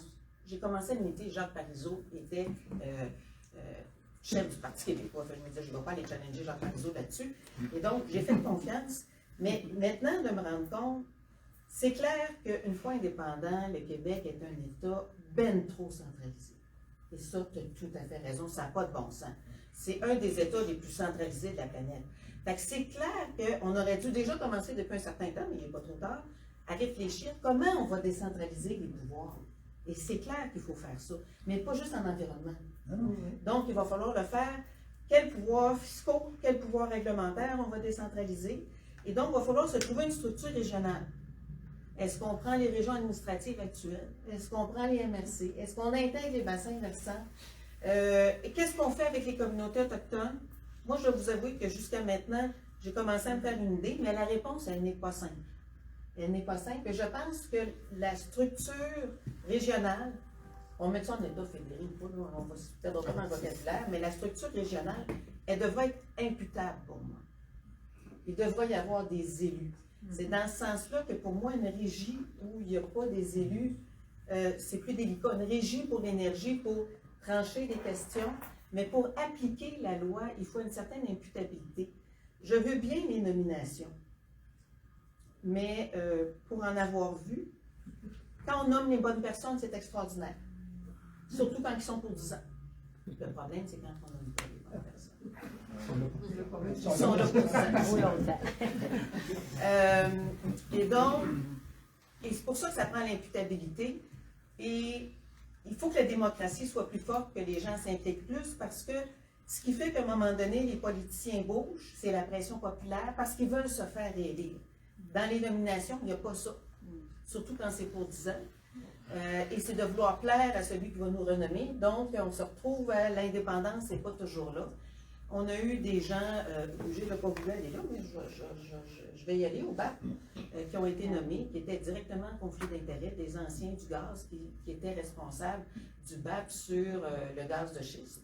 Et on était obligé de demander un deuxième BAP tellement le premier était pourri. Hein? Donc, c'est ça. On peut faire les meilleures structures qu'on veut. Ils ne sont pas nommés par l'Assemblée nationale. C'est ça. Oui, puis nommer les 2 tiers de l'Assemblée nationale, ça peut régler bien des problèmes, mais je vous dirais que la CAQ actuellement, elle les a, les 2 tiers. Donc, on ne réglera pas tout. Et donc, moi, je pense qu'on ne peut pas remplacer, essayer par des structures, une minute, d'essayer de remplacer un mauvais gouvernement. Ça se peut pas. Les structures, on peut les changer, mais moi, je dis tout le temps, il y avait des réorgs, on appelle ça des réorgs à Hydro-Québec, des grosses réorgs. Là. Ils font ça une fois de temps en temps là, pour mêler tout le monde. Là. Je disais tout le temps, ils allaient voir si je suis cynique un peu. Là. Quand tu brasses de la soupe aux nouilles, ça donne de la soupe aux nouilles. Si tu n'as pas des meilleures personnes dans ta structure, ben, tu n'auras pas des meilleures réalisations. Et donc, je pense qu'il y a tout un coup de barre à donner et je pense qu'il y a des pistes de réflexion extrêmement intéressantes de se rapprocher du terrain, mais comment garder l'obligation de résultat avec l'imputabilité. C'est ça qui n'est pas évident. Je pense qu'on a encore de la réflexion à faire, mais je pense que dans tous les cas, la meilleure solution, c'est d'élire des gens qui ne sont pas au service des lobbies, mais qui sont au service du bien commun. C'est ça qui va faire la C'est où différence. ça? On a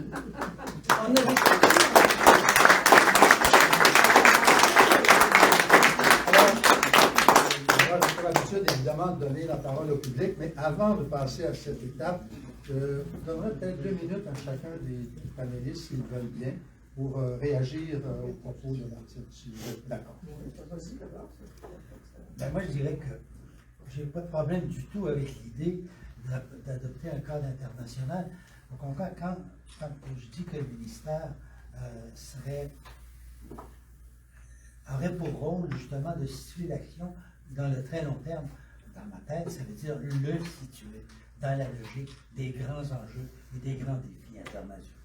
Et ça serait d'autant plus évident et nécessaire dans un Québec indépendant. Le Québec deviendrait un acteur étatique. Alors donc, il n'y aurait pas le choix. Deuxièmement,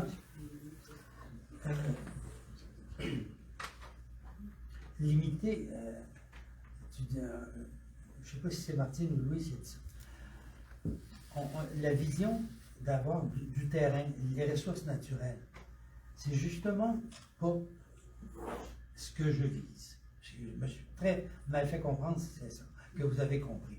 Parce que, au contraire, la vision que le ministère devrait donner, qui serait liée aux grands enjeux internationaux, l'idée, c'est de la matérialiser sur le terrain avec une obligation de résultat. C'est justement cette logique de partir des grands enjeux pour les amener sur le terrain pour qu'ils se traduisent dans les faits. Tu sais, t'as beau dire, je signe un traité international sur la biodiversité, mais si je laisse aller 3 espèces par 5 ans, tu sais, bon, alors il faut être cohérent. Là, ce serait l'obligation d'y arriver. Donc ça bloquerait. Alors que dans le moment, même Ottawa puis Québec, ils disent, tant pis pour le chevalier cuivré, on va faire contre-cœur, puis tout bas pour les poissons. Bon, alors ça ne passerait pas dans cette structure. Le ministère, tantôt tu disais, Martine, que tu verrais plutôt, toi, des ministères qui ont des rôles très évolués au plan environnemental, chacun dans leur domaine. Moi, je vois au contraire la nécessité d'un intégrateur global pour qu'on arrête d'aller dans des directions différentes. C'est pas lui qui réaliserait, mais il donnerait la direction, le ministère. Exactement comme le ministère de la Justice donne la direction sur tout ce qui est précédent, cadre juridique, jurisprudence à l'ensemble des ministères, au point qu'ils contrôlent le contentieux de chaque ministère. Je n'ai pas mis que le ministère de l'Environnement soit responsable de la section environnementale de chaque ministère, mais c'est envisagé dans certains pays de le faire comme ça pour arriver à cette intégration. Mais une chose est certaine, c'est que c'est le but d'une structure, comme je l'ai proposé, c'est de confier à l'État, plus qu'au gouvernement, la pérennité des politiques. Parce que les gouvernements changent et on veut avoir quelque chose qui évite les accidents, qui assure une continuité.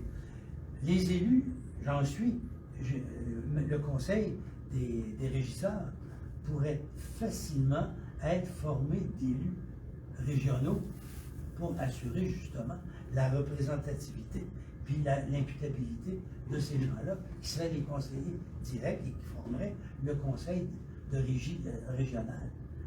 Il n'y a rien qui l'empêcherait. Mais l'idée, c'est que la structure, avec ses obligations, elle, éviterait les accidents de parcours. C'est l'essentiel de mon projet. Louise? Oui. Sur la question des contre-pouvoirs, je pense qu'il y a 1000 façons de faire des contre-pouvoirs. Je me souviens d'une époque où il y avait le secrétariat à la condition féminine, il y avait des répondantes à la condition féminine dans tous les ministères. Et leur travail, c'était de voir les projets de loi qui s'en venaient. On parle ici là, des années 80. Et c'était intéressant parce qu'on voyait venir tous les projets. Il y avait des discussions avec les gens qui préparaient les projets de loi. Et il y avait la nécessité de prendre en compte ce que ça signifie pour les femmes, tel ou tel projet de loi. On pourrait faire ce genre de choses-là par rapport à l'environnement. Je veux dire, il y a 1000 façons de le faire, mais tout ce qui s'appelle travail transversal et prise en compte des grands enjeux environnementaux, mais au cœur même de l'État, c'est, à mon avis, assez important. Le problème, c'est qu'on ne sait plus qui va pouvoir le faire, comme ils sont tous mis à pied actuellement. Ça va être de plus en plus compliqué. Les récentes mises à pied, je veux dire, c'est absolument, à mon avis, scandaleux. Mais bon. Quand on parle de l'architecture de l'État, puis bon, Michel en donne des exemples, là aussi, je pense qu'on peut avoir toutes sortes de façons différentes de le faire, mais moi, j'insiste sur la santé. Puis j'insiste aussi sur les ministères à vocation économique, parce qu'il va falloir modifier les perspectives. C'est absolument anormal qu'on commence à peine à parler de santé environnementale, alors que ce qui nous rend malades, c'est non pas les arbres, non pas, mais c'est l'ensemble des dégradations qu'on fait subir à l'environnement. L'idée de la charte, je trouve ça intéressant, et je dirais tout simplement qu'on peut aussi, là, encore aller plus loin. Il y a une déclaration des droits de l'humanité et des générations futures qui a été passée il y a 4 ans maintenant, en fait, dans la foulée de la COP, je ne sais plus le nom, je ne sais plus le numéro, à Paris. Et cette déclaration des droits de l'humanité et des générations futures pose la question des obligations et des responsabilités de l'humanité. C'est une des premières fois qu'on sort d'une perspective individualiste, qui est beaucoup plus marquée du côté des droits de l'homme, hein, les Américains, les Anglais appellent Human Rights, qui, voilà, est déjà un peu plus large.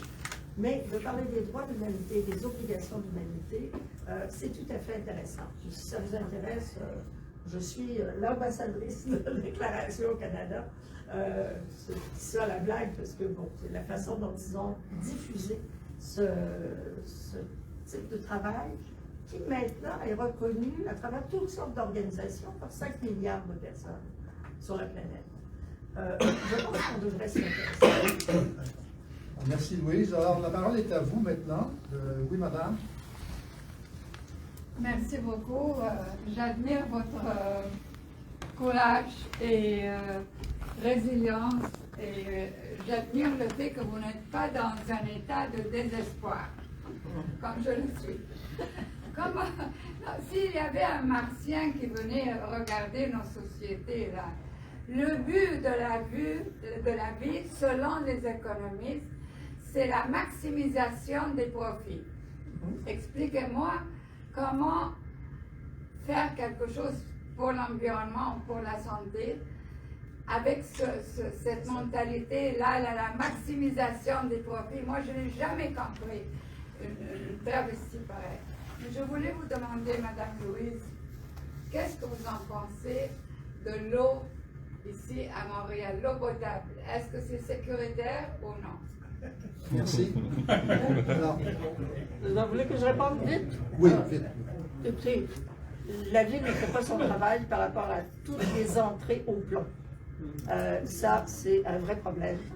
pour un certain nombre d'endroits. Mais c'est Pour juste le reste, le plan, c'est juste ouais. le plan où il y a des pesticides, Wow. des choses qui rentrent. Écoutez, je travaille beaucoup sur les pesticides. C'est pas la principale préoccupation de l'eau de Montréal. Disons ça comme ça. Je suis plus préoccupée par des gens qui sont atteints par Alors le l'eau est sécuritaire à boire. Oui. Oui. À Montréal en général, sauf les entrées au plomb. Bon.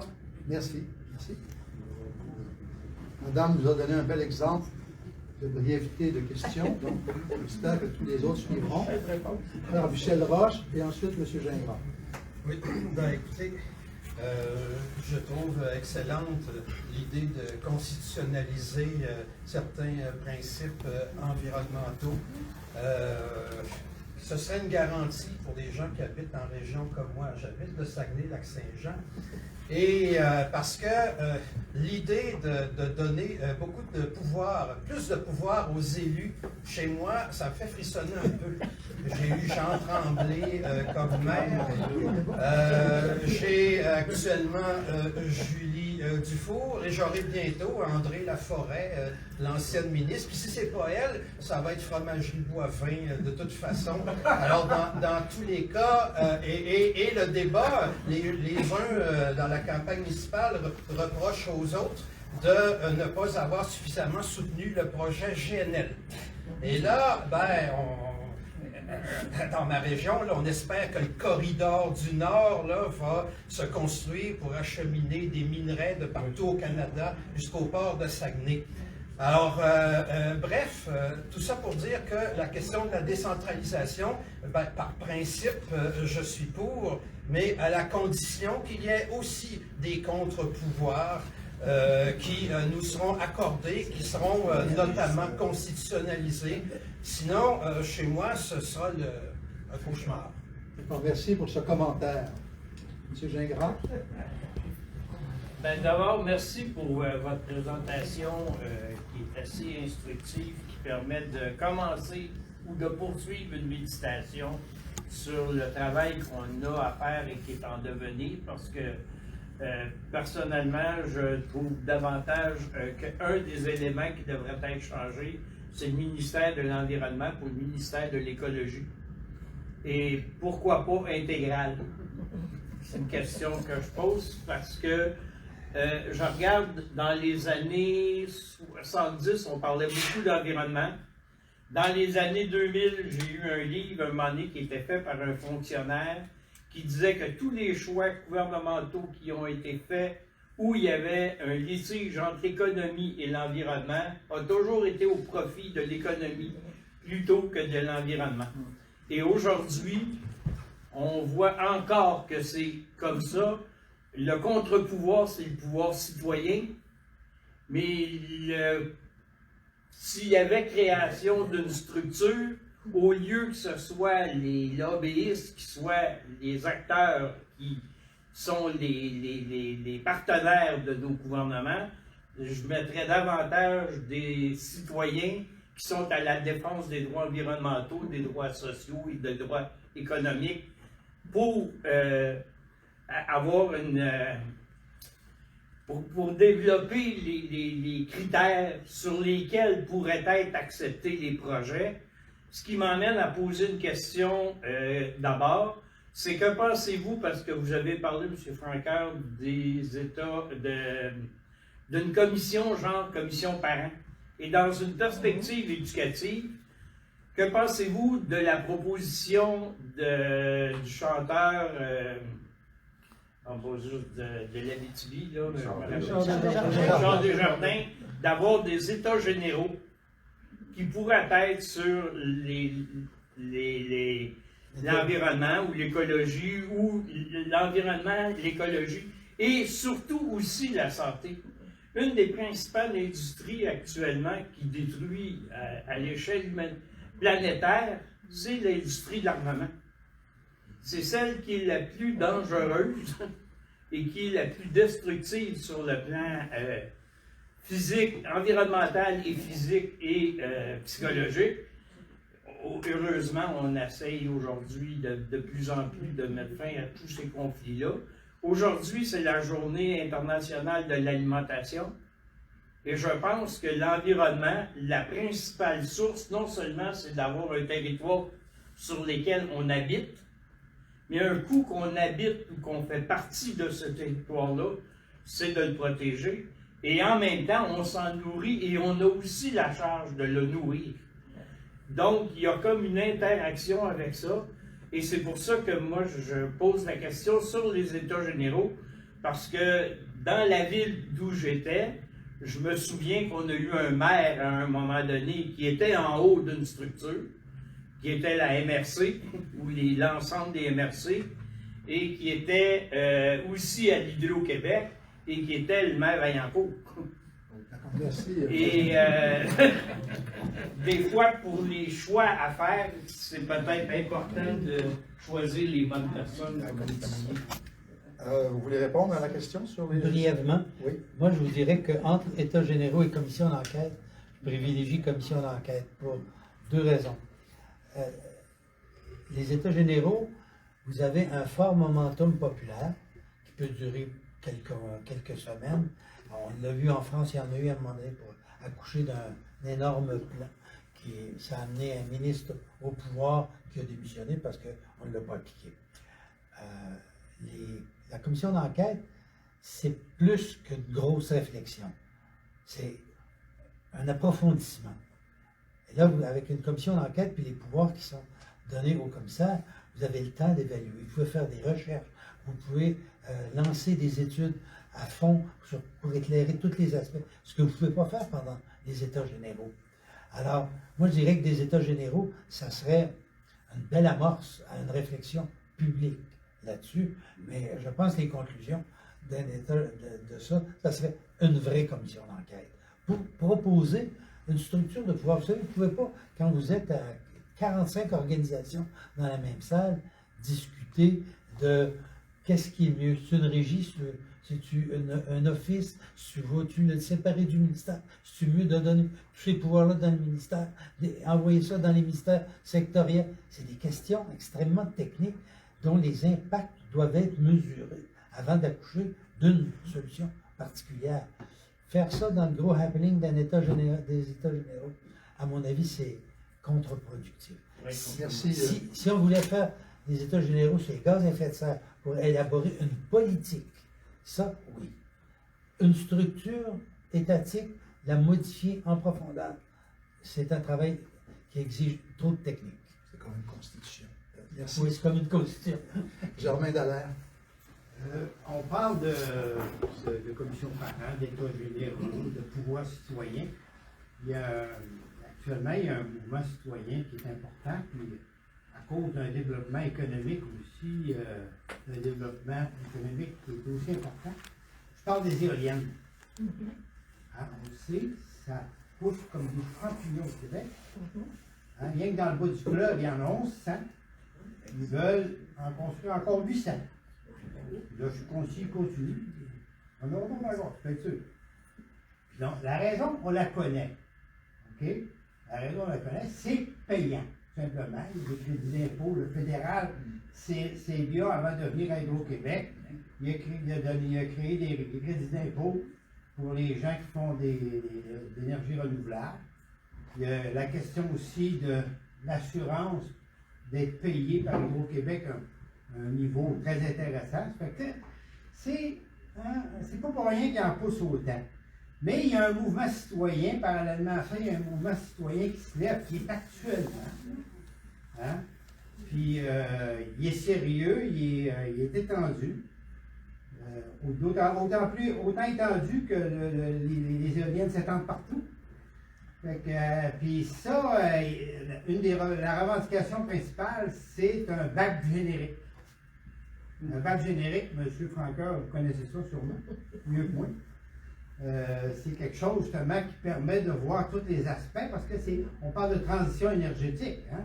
Parce que la BAC, la CAQ, je ne sais pas si vous savez, assez paradoxalement, elle a beaucoup parlé d'environnement. Hein? Les éoliennes, c'est pour ça. Hein? Moi, je vais arrêter. Commentaire sur la table?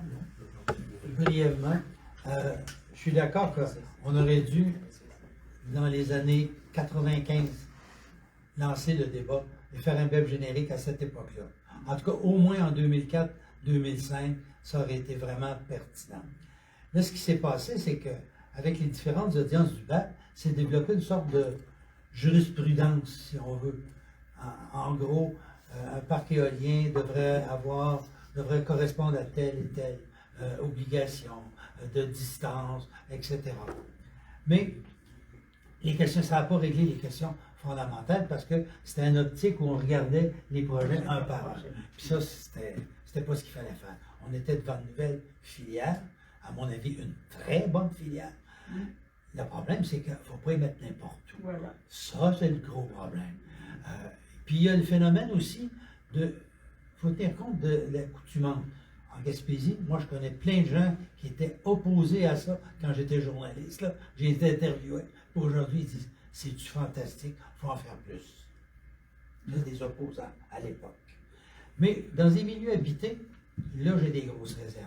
Moi, à mon avis, je l'ai écrit dans le devoir, on devrait d'abord et avant tout situer les parcs éoliens avant d'aller prendre même des territoires terrestres dans le Grand Nord, comme Hydro-Québec pense le faire avec des compagnies privées. Aller développer dans les réservoirs hydroélectriques, autour des réservoirs hydroélectriques. On est déjà devant des milieux artificialisés. Et ça devrait être fait par l'État, pas de privé là-dedans. C'est une rente publique, là, comme l'eau, et ça devrait être national. Un monopole de l'État québécois. Merci. Martine Ouellette? Oui, mais ça va être exactement dans la même direction parce que malheureusement, quand ça a commencé, c'est Lucien Bouchard qui a ouvert la porte à la privatisation sous prétexte qu'Hydro-Québec n'avait pas l'expertise, qui était complètement faux. Parce que c'est la dynamique des fluides. Hydro-Québec a une des meilleures expertises mondiales. C'est de la gestion de contrat. Hydro-Québec a une des meilleures expertises mondiales. Donc, vous comprenez qu'en arrière de ça, je vais revenir à mes lobbies. C'était des lobbies. Ouais. Et c'est qui a eu les premiers contrats? On a eu EDF en France, qui était dans le nucléaire, ne connaissait rien des années des fluides. On a eu Gaz Métro à l'époque, dont les propriétaires étaient Power Corporation à l'époque. Donc, vous comprenez les influences qui ont travaillé. Ces influences-là sont toujours en place aujourd'hui. Et effectivement, l'éolienne, c'est une bonne source d'énergie, mais franchement, vous dire, actuellement, moi, je les ai fait les calculs, là, on n'en a pas besoin de nouvelle électricité. Parce que toute forme d'électricité, que ce soit hydraulique, que ce soit éolienne, a des impacts. Il y a une limite à vouloir construire. On ne commencera pas à tapisser le Québec à grandeur d'éolienne, là. Ça n'a pas de bon sens. Il faut qu'on arrête de surproduire, de surconsommer. Et c'est pourquoi les nouveaux projets, et là je vais rejoindre Louise, les nouveaux projets d'éoliennes qui nous disent, c'est pour toutes les nouvelles demandes qui s'en viennent. Supposément, c'est quoi ces nouvelles demandes-là qui s'en viennent? C'est l'intelligence artificielle. Et si l'intelligence artificielle, on privatise l'électricité,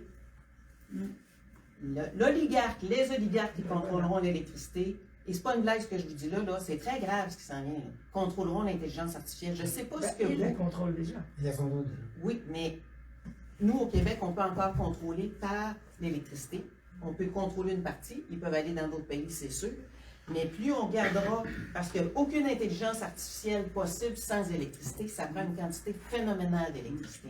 Donc, si on veut un peu avoir une poignée sur notre avenir, il faut contrôler l'électricité, il faut arrêter la privatisation rampante par l'éolienne.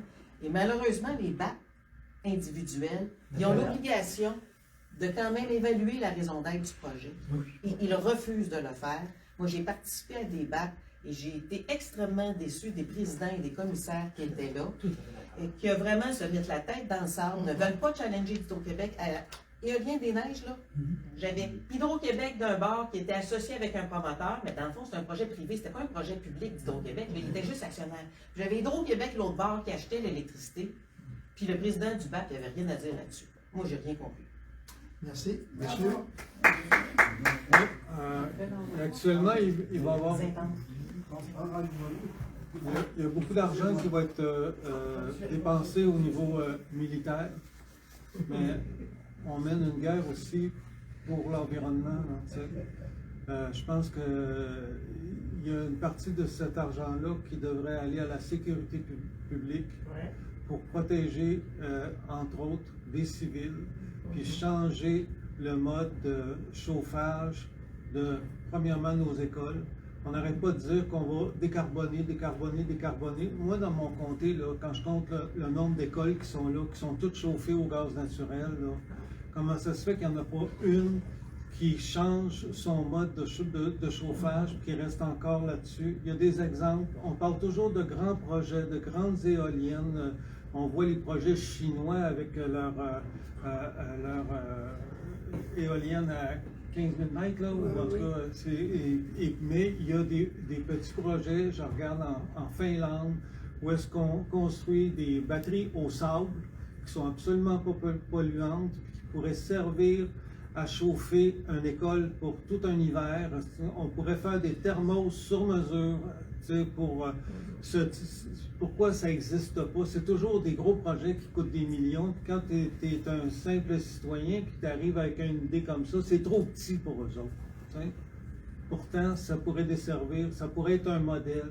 T'sais, on parle beaucoup d'international, mais il n'y a rien de plus international qu'une pièce de Michel Tremblay qui parle d'ici et qui est jouée partout dans le monde. Merci de ce commentaire. On devrait être centré sur nos valeurs. Mais peut-être juste sur ce commentaire-là, Denis. Vous avez raison. Moi, je pense qu'on devrait commencer tout de suite à décarboner Québec. On n'a pas besoin des grands états généraux ou quoi que ce soit. C'est facile de décarboner Québec. Je m'excuse de dire ça même parce qu'on ne le fait pas. Là. Comment ça se fait qu'on n'a pas rien atteint en diminution des gaz à effet de serre? C'est à cause des lobbies. La première énergie à sortir du Québec, c'est le gaz. C'est énergie. Donc, il y a un lobby qui est très fort. C'est l'énergie la plus polluante, c'est du gaz de schiste. C'est plus polluant que le charbon. C'est facile de faire ça. Les technologies existent. Il peut y avoir de la géothermie, ça l'enlève complètement au niveau électrique. Puis vous avez raison, là vous parlez des accumulateurs de chaleur dans le sol, mais Hydro-Québec a développé des matières réfractaires pour accumuler la chaleur, des espèces de grosses briques qui fonctionnent très bien. Et ça, ça permet de réduire la pointe. Il y en a des solutions qui sont pas chères, les technologies existent. Tout ce qui manque, c'est de la volonté politique. Quand on parle de... Excusez-moi, mais on ne permet pas les dialogues. Monsieur, derrière. Parce que j'ai des problèmes de santé depuis un an et je suis à toi, c'est presque la première fois que je me présente en public pour Daniel Vanier, militant écologiste depuis 1977. Le nucléaire au Québec, au Québec. Tu ne reconnaissais pas, Daniel? Donc, ma question est très simple. Il y a un mot que je n'ai pas entendu à ce soir. On en parle, mais on tourne alentour. Le débat de société à faire au Québec, il va falloir qu'on le fasse, il va falloir le faire au tout début de l'indépendance de notre peuple, de notre beau pays. Ça va être la question de la croissance économique.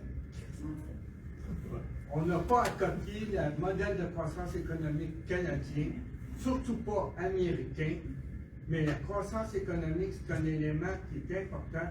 Et il faudra peut-être commencer à relire des écrits du passé, des gens comme Ignacy Sack, qui parlaient d'éco-développement, des gens qui ont pensé, tu sais, le développement durable, c'était à une époque, mais avant ça, il y a d'autres gens qui ont pensé aussi à une manière de contrôler la croissance économique et à faire en sorte que ça ne dégrade pas notre environnement et la nature et que ça favorise surtout la conservation de la nature. Parce que moi, je suis plus un conservationniste. J'ai travaillé à la Fédération québécoise de la Pompe. J'ai travaillé avec des méchants, les chasseurs et les pêcheurs. Donc, on les conscientisait à ne pas faire les cons. C'est tout. Merci. Quelqu'un veut-il réagir? Moi, je suis entièrement d'accord avec Daniel là-dessus, parce que le système économique actuel n'accepte aucune règle. C'est lui, au contraire, qui dicte les règles, même à l'État.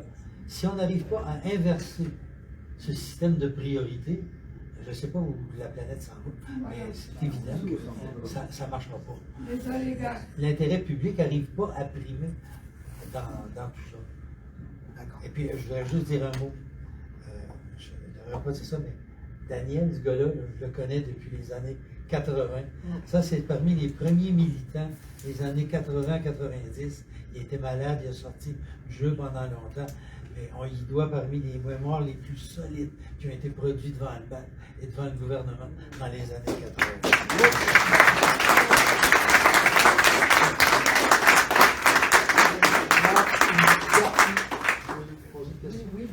rapidement, France Giroux du Collège Montmorency anciennement, Madame Vandal, vous parlez de la santé environnementale, puis on voit la fonderie Ronde, comment les gens qui élèvent des enfants sont dans une mauvaise situation. Puis les médecins disent on quitte la région parce qu'on ne veut pas justement que les enfants soient confrontés à l'arsenic entre eux. Alors, est-ce que c'est vraiment essentiel? La réponse, j'imagine, vous allez me dire oui, que le développement régional, parce que les conseils régionaux des élus, on les a perdus après les conseils régionaux de développement. Bourassa, pas sous Bourassa, sous Couillard, et puis l'autre avant, j'oublie son nom, ça doit être un beau lapsus, Jean-Charles.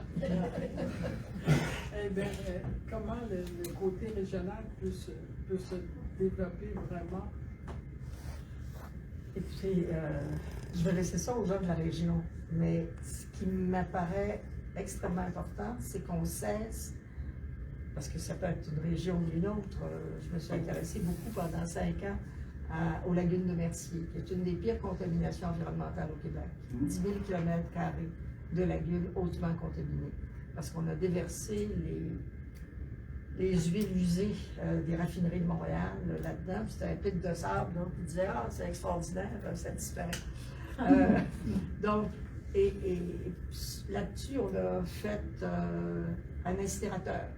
Et je me souviens, moi, d'avoir tenté de voir quels étaient les contenus des produits qui arrivaient.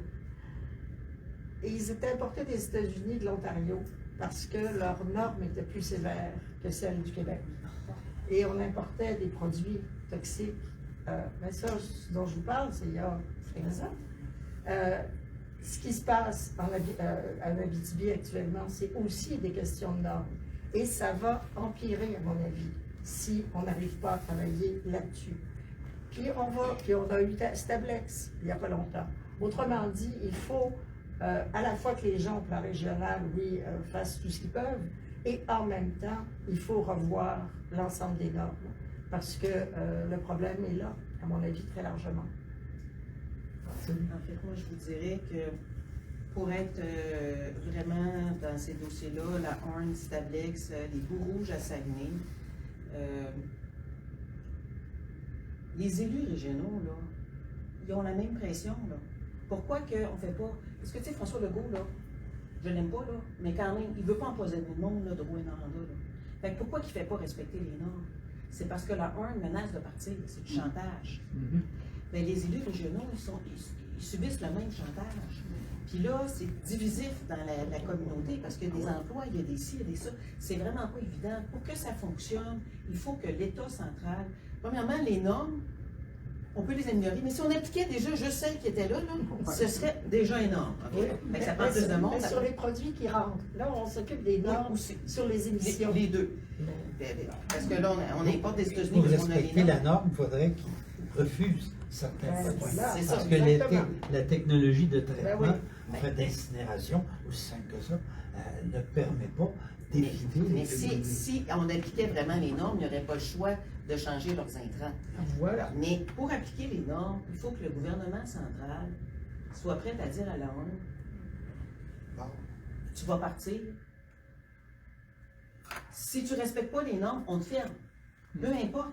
Puis il faut qu'ils soient prêts à dégager des enveloppes pour les employés, pour dire on va vous le localiser, on va vous aider. Ça ne peut pas se faire juste au niveau régional. Non. C'est trop gros. Ouais. Donc, il faut que le gouvernement central arrête de plier au chantage, puis dise non, premièrement, je pense que vous ne partirez pas parce que les conditions que vous avez, vous faites tellement d'argent que vous allez en faire encore pas mal. Mais si vous êtes pour partir, on va y faire face, puis on va avoir des enveloppes de transition. Il y a de toute façon un emploi dans la région, parce que sinon, ça n'arrivera pas. Ça ne pourra pas être juste par le niveau régional qu'ils vont pouvoir faire contrepoids. La Horn, Glencore, l'impact est trop gros. Là. Merci. Alors, la dernière question, on la réserve à notre ami Gingras, qui va faire une vraie question. En fait, elle est double. La première, c'est concernant ce que j'ai appris hier dans une entrevue avec Isabelle Maréchal, que je ne connaissais pas. C'était la captation de l'eau par les entreprises privées. dont un monsieur Primo qui disait qu'il y avait Les quatre en tout pommes. cas, ben, pour moi, ça représente un danger potentiel pour l'eau, la qualité de l'eau. C'est important, puis l'utilisation d'avoir l'eau suffisante pour assurer la subsistance de la population dans son ensemble. Puis le deuxième, c'est l'impact que le fédéral peut avoir parfois sur les municipalités concernant l'acceptation de différents projets. Vous avez parlé du bienfait qu'il peut y avoir, mais il peut y avoir aussi des éléments de difficultés dus au dédoublement parce que c'est eux qui ont le dernier mot. Donc, ils peuvent à ce moment-là utiliser un pouvoir de négociation pour convaincre soit le gouvernement, puis si ça passe pas, ils vont le faire au niveau des municipalités.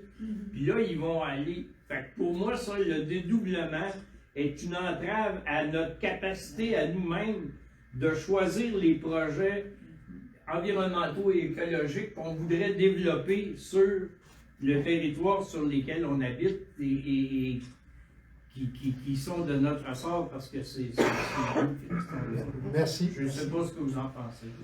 En tout cas, pour la première question, c'est une question relativement facile. En 1996, il y a eu plusieurs dossiers de captation d'eau souterraine. À ce moment-là, je me souviens plus du taux qui était payé, mais c'était 0,00. C'était 0,2 cents. C'est ça, 2 0,2 dixièmes d'une cent par mètre cube. Et ça seulement pour certaines entreprises. Oui, Ça n'a pas beaucoup changé. alors c'est absolument scandaleux. Et effectivement, il y avait des problèmes pour des citoyens. Moi, j'ai vu des maisons qui étaient en train de crocher complètement, les portes qui ne pouvaient plus se fermer parce que ça avait asséché une partie du sol. Et il y a eu des batailles, notamment à Franklin. Il y a eu des batailles. Il y a au moins 5-6 dossiers à ce moment-là. Et ça a été repris par les citoyens sur des années et des années. Et Au Secours continue d'intervenir sur ce dossier-là. Ils ont obtenu quand même une légère augmentation des exigences, mais c'est pas suffisant. Et en fait, il faudrait qu'il ne puisse pas y avoir de captation, à moins que, ou du moins, il faudrait que la captation soit possible seulement s'il n'y a aucun autre impact. Et il faudrait éviter à tout prix que des citoyens paient pour les impacts cumulatifs. C'est un non-sens total. Et il faudrait le faire au plan longitudinal. Je veux dire, dans le temps, qu'est-ce que ça veut dire sur 2 ans, 3 ans, 5 ans? Avec les changements climatiques, on ne peut pas se permettre ce genre de folie-là et surtout de donner allègrement cette eau-là pour embouteillage et pour vente et pour profit pour les uns. C'est absurde. Merci. J'imagine que M. Francoeur a une réponse. Une chose, oui. Moi, c'est surtout la prépondérance constitutionnelle du fédéral qui m'achète. Parce que ils peuvent arrêter n'importe quel projet que Québec voudra autoriser. Québec pourrait dire avec une recommandation du BAN, on ne le veut pas. Le gouvernement pourrait même dire, je ne le veux pas. Puis Ottawa dit, je l'autorise pareil. C'est dans le cas des mines, par exemple. Québec a une loi sur les mines, puis Ottawa en a une. Mais Québec, il s'informe toujours de ce que Ottawa veut faire, parce qu'ils savent que Ottawa, s'il l'autorise, elle va s'ouvrir la mine. Ça pose un sérieux problème. Et les grands projets actuellement, qu'on veut dispenser de toutes sortes de règles environnementales avec la loi fédérale, n'oubliez pas une chose, c'est la première fois depuis longtemps qu'on pourrait assister à une expropriation du territoire québécois pour le fameux corridor énergétique. Là. Si jamais le gouvernement du Québec, depuis la commission, je ne me rappelle pas du nom, là, d'Orion, qui a dit on ne doit plus perdre 1 pouce carré de territoire québécois. Ce qui fait que même les parcs fédéraux, Québec les fait conjointement. Ottawa utilise, mais la terre demeure provinciale. On n'accepte pas de céder 1 pouce de terrain. Là, on pourrait le voir, parce que le corridor énergétique pourrait être exproprié par Ottawa. Et ça sera une première, ça sera une des pires entorses à la souveraineté du Québec sur son propre territoire. Mais remarquez bien ce que je vous dis d'avance, c'est que ça peut se produire. J'espère que ça ne se produira pas. Mais en environnement, c'est une des plus grosses contraintes. Je veux dire, Ottawa a un pouvoir prépondérant, ultimement. Ça peut être intéressant, des fois, si Québec ne veut pas bouger, puis Ottawa utilise son pouvoir. Mais encore là, voyez-vous, si on repatrie, il faut être capable de gérer convenablement. Parce que les projets, là, Noranda, qui fait ce qu'elle veut, au Lac-Saint-Jean, les élus de la région sont d'accord. La forêt au Lac-Saint-Jean, on veut tout couper.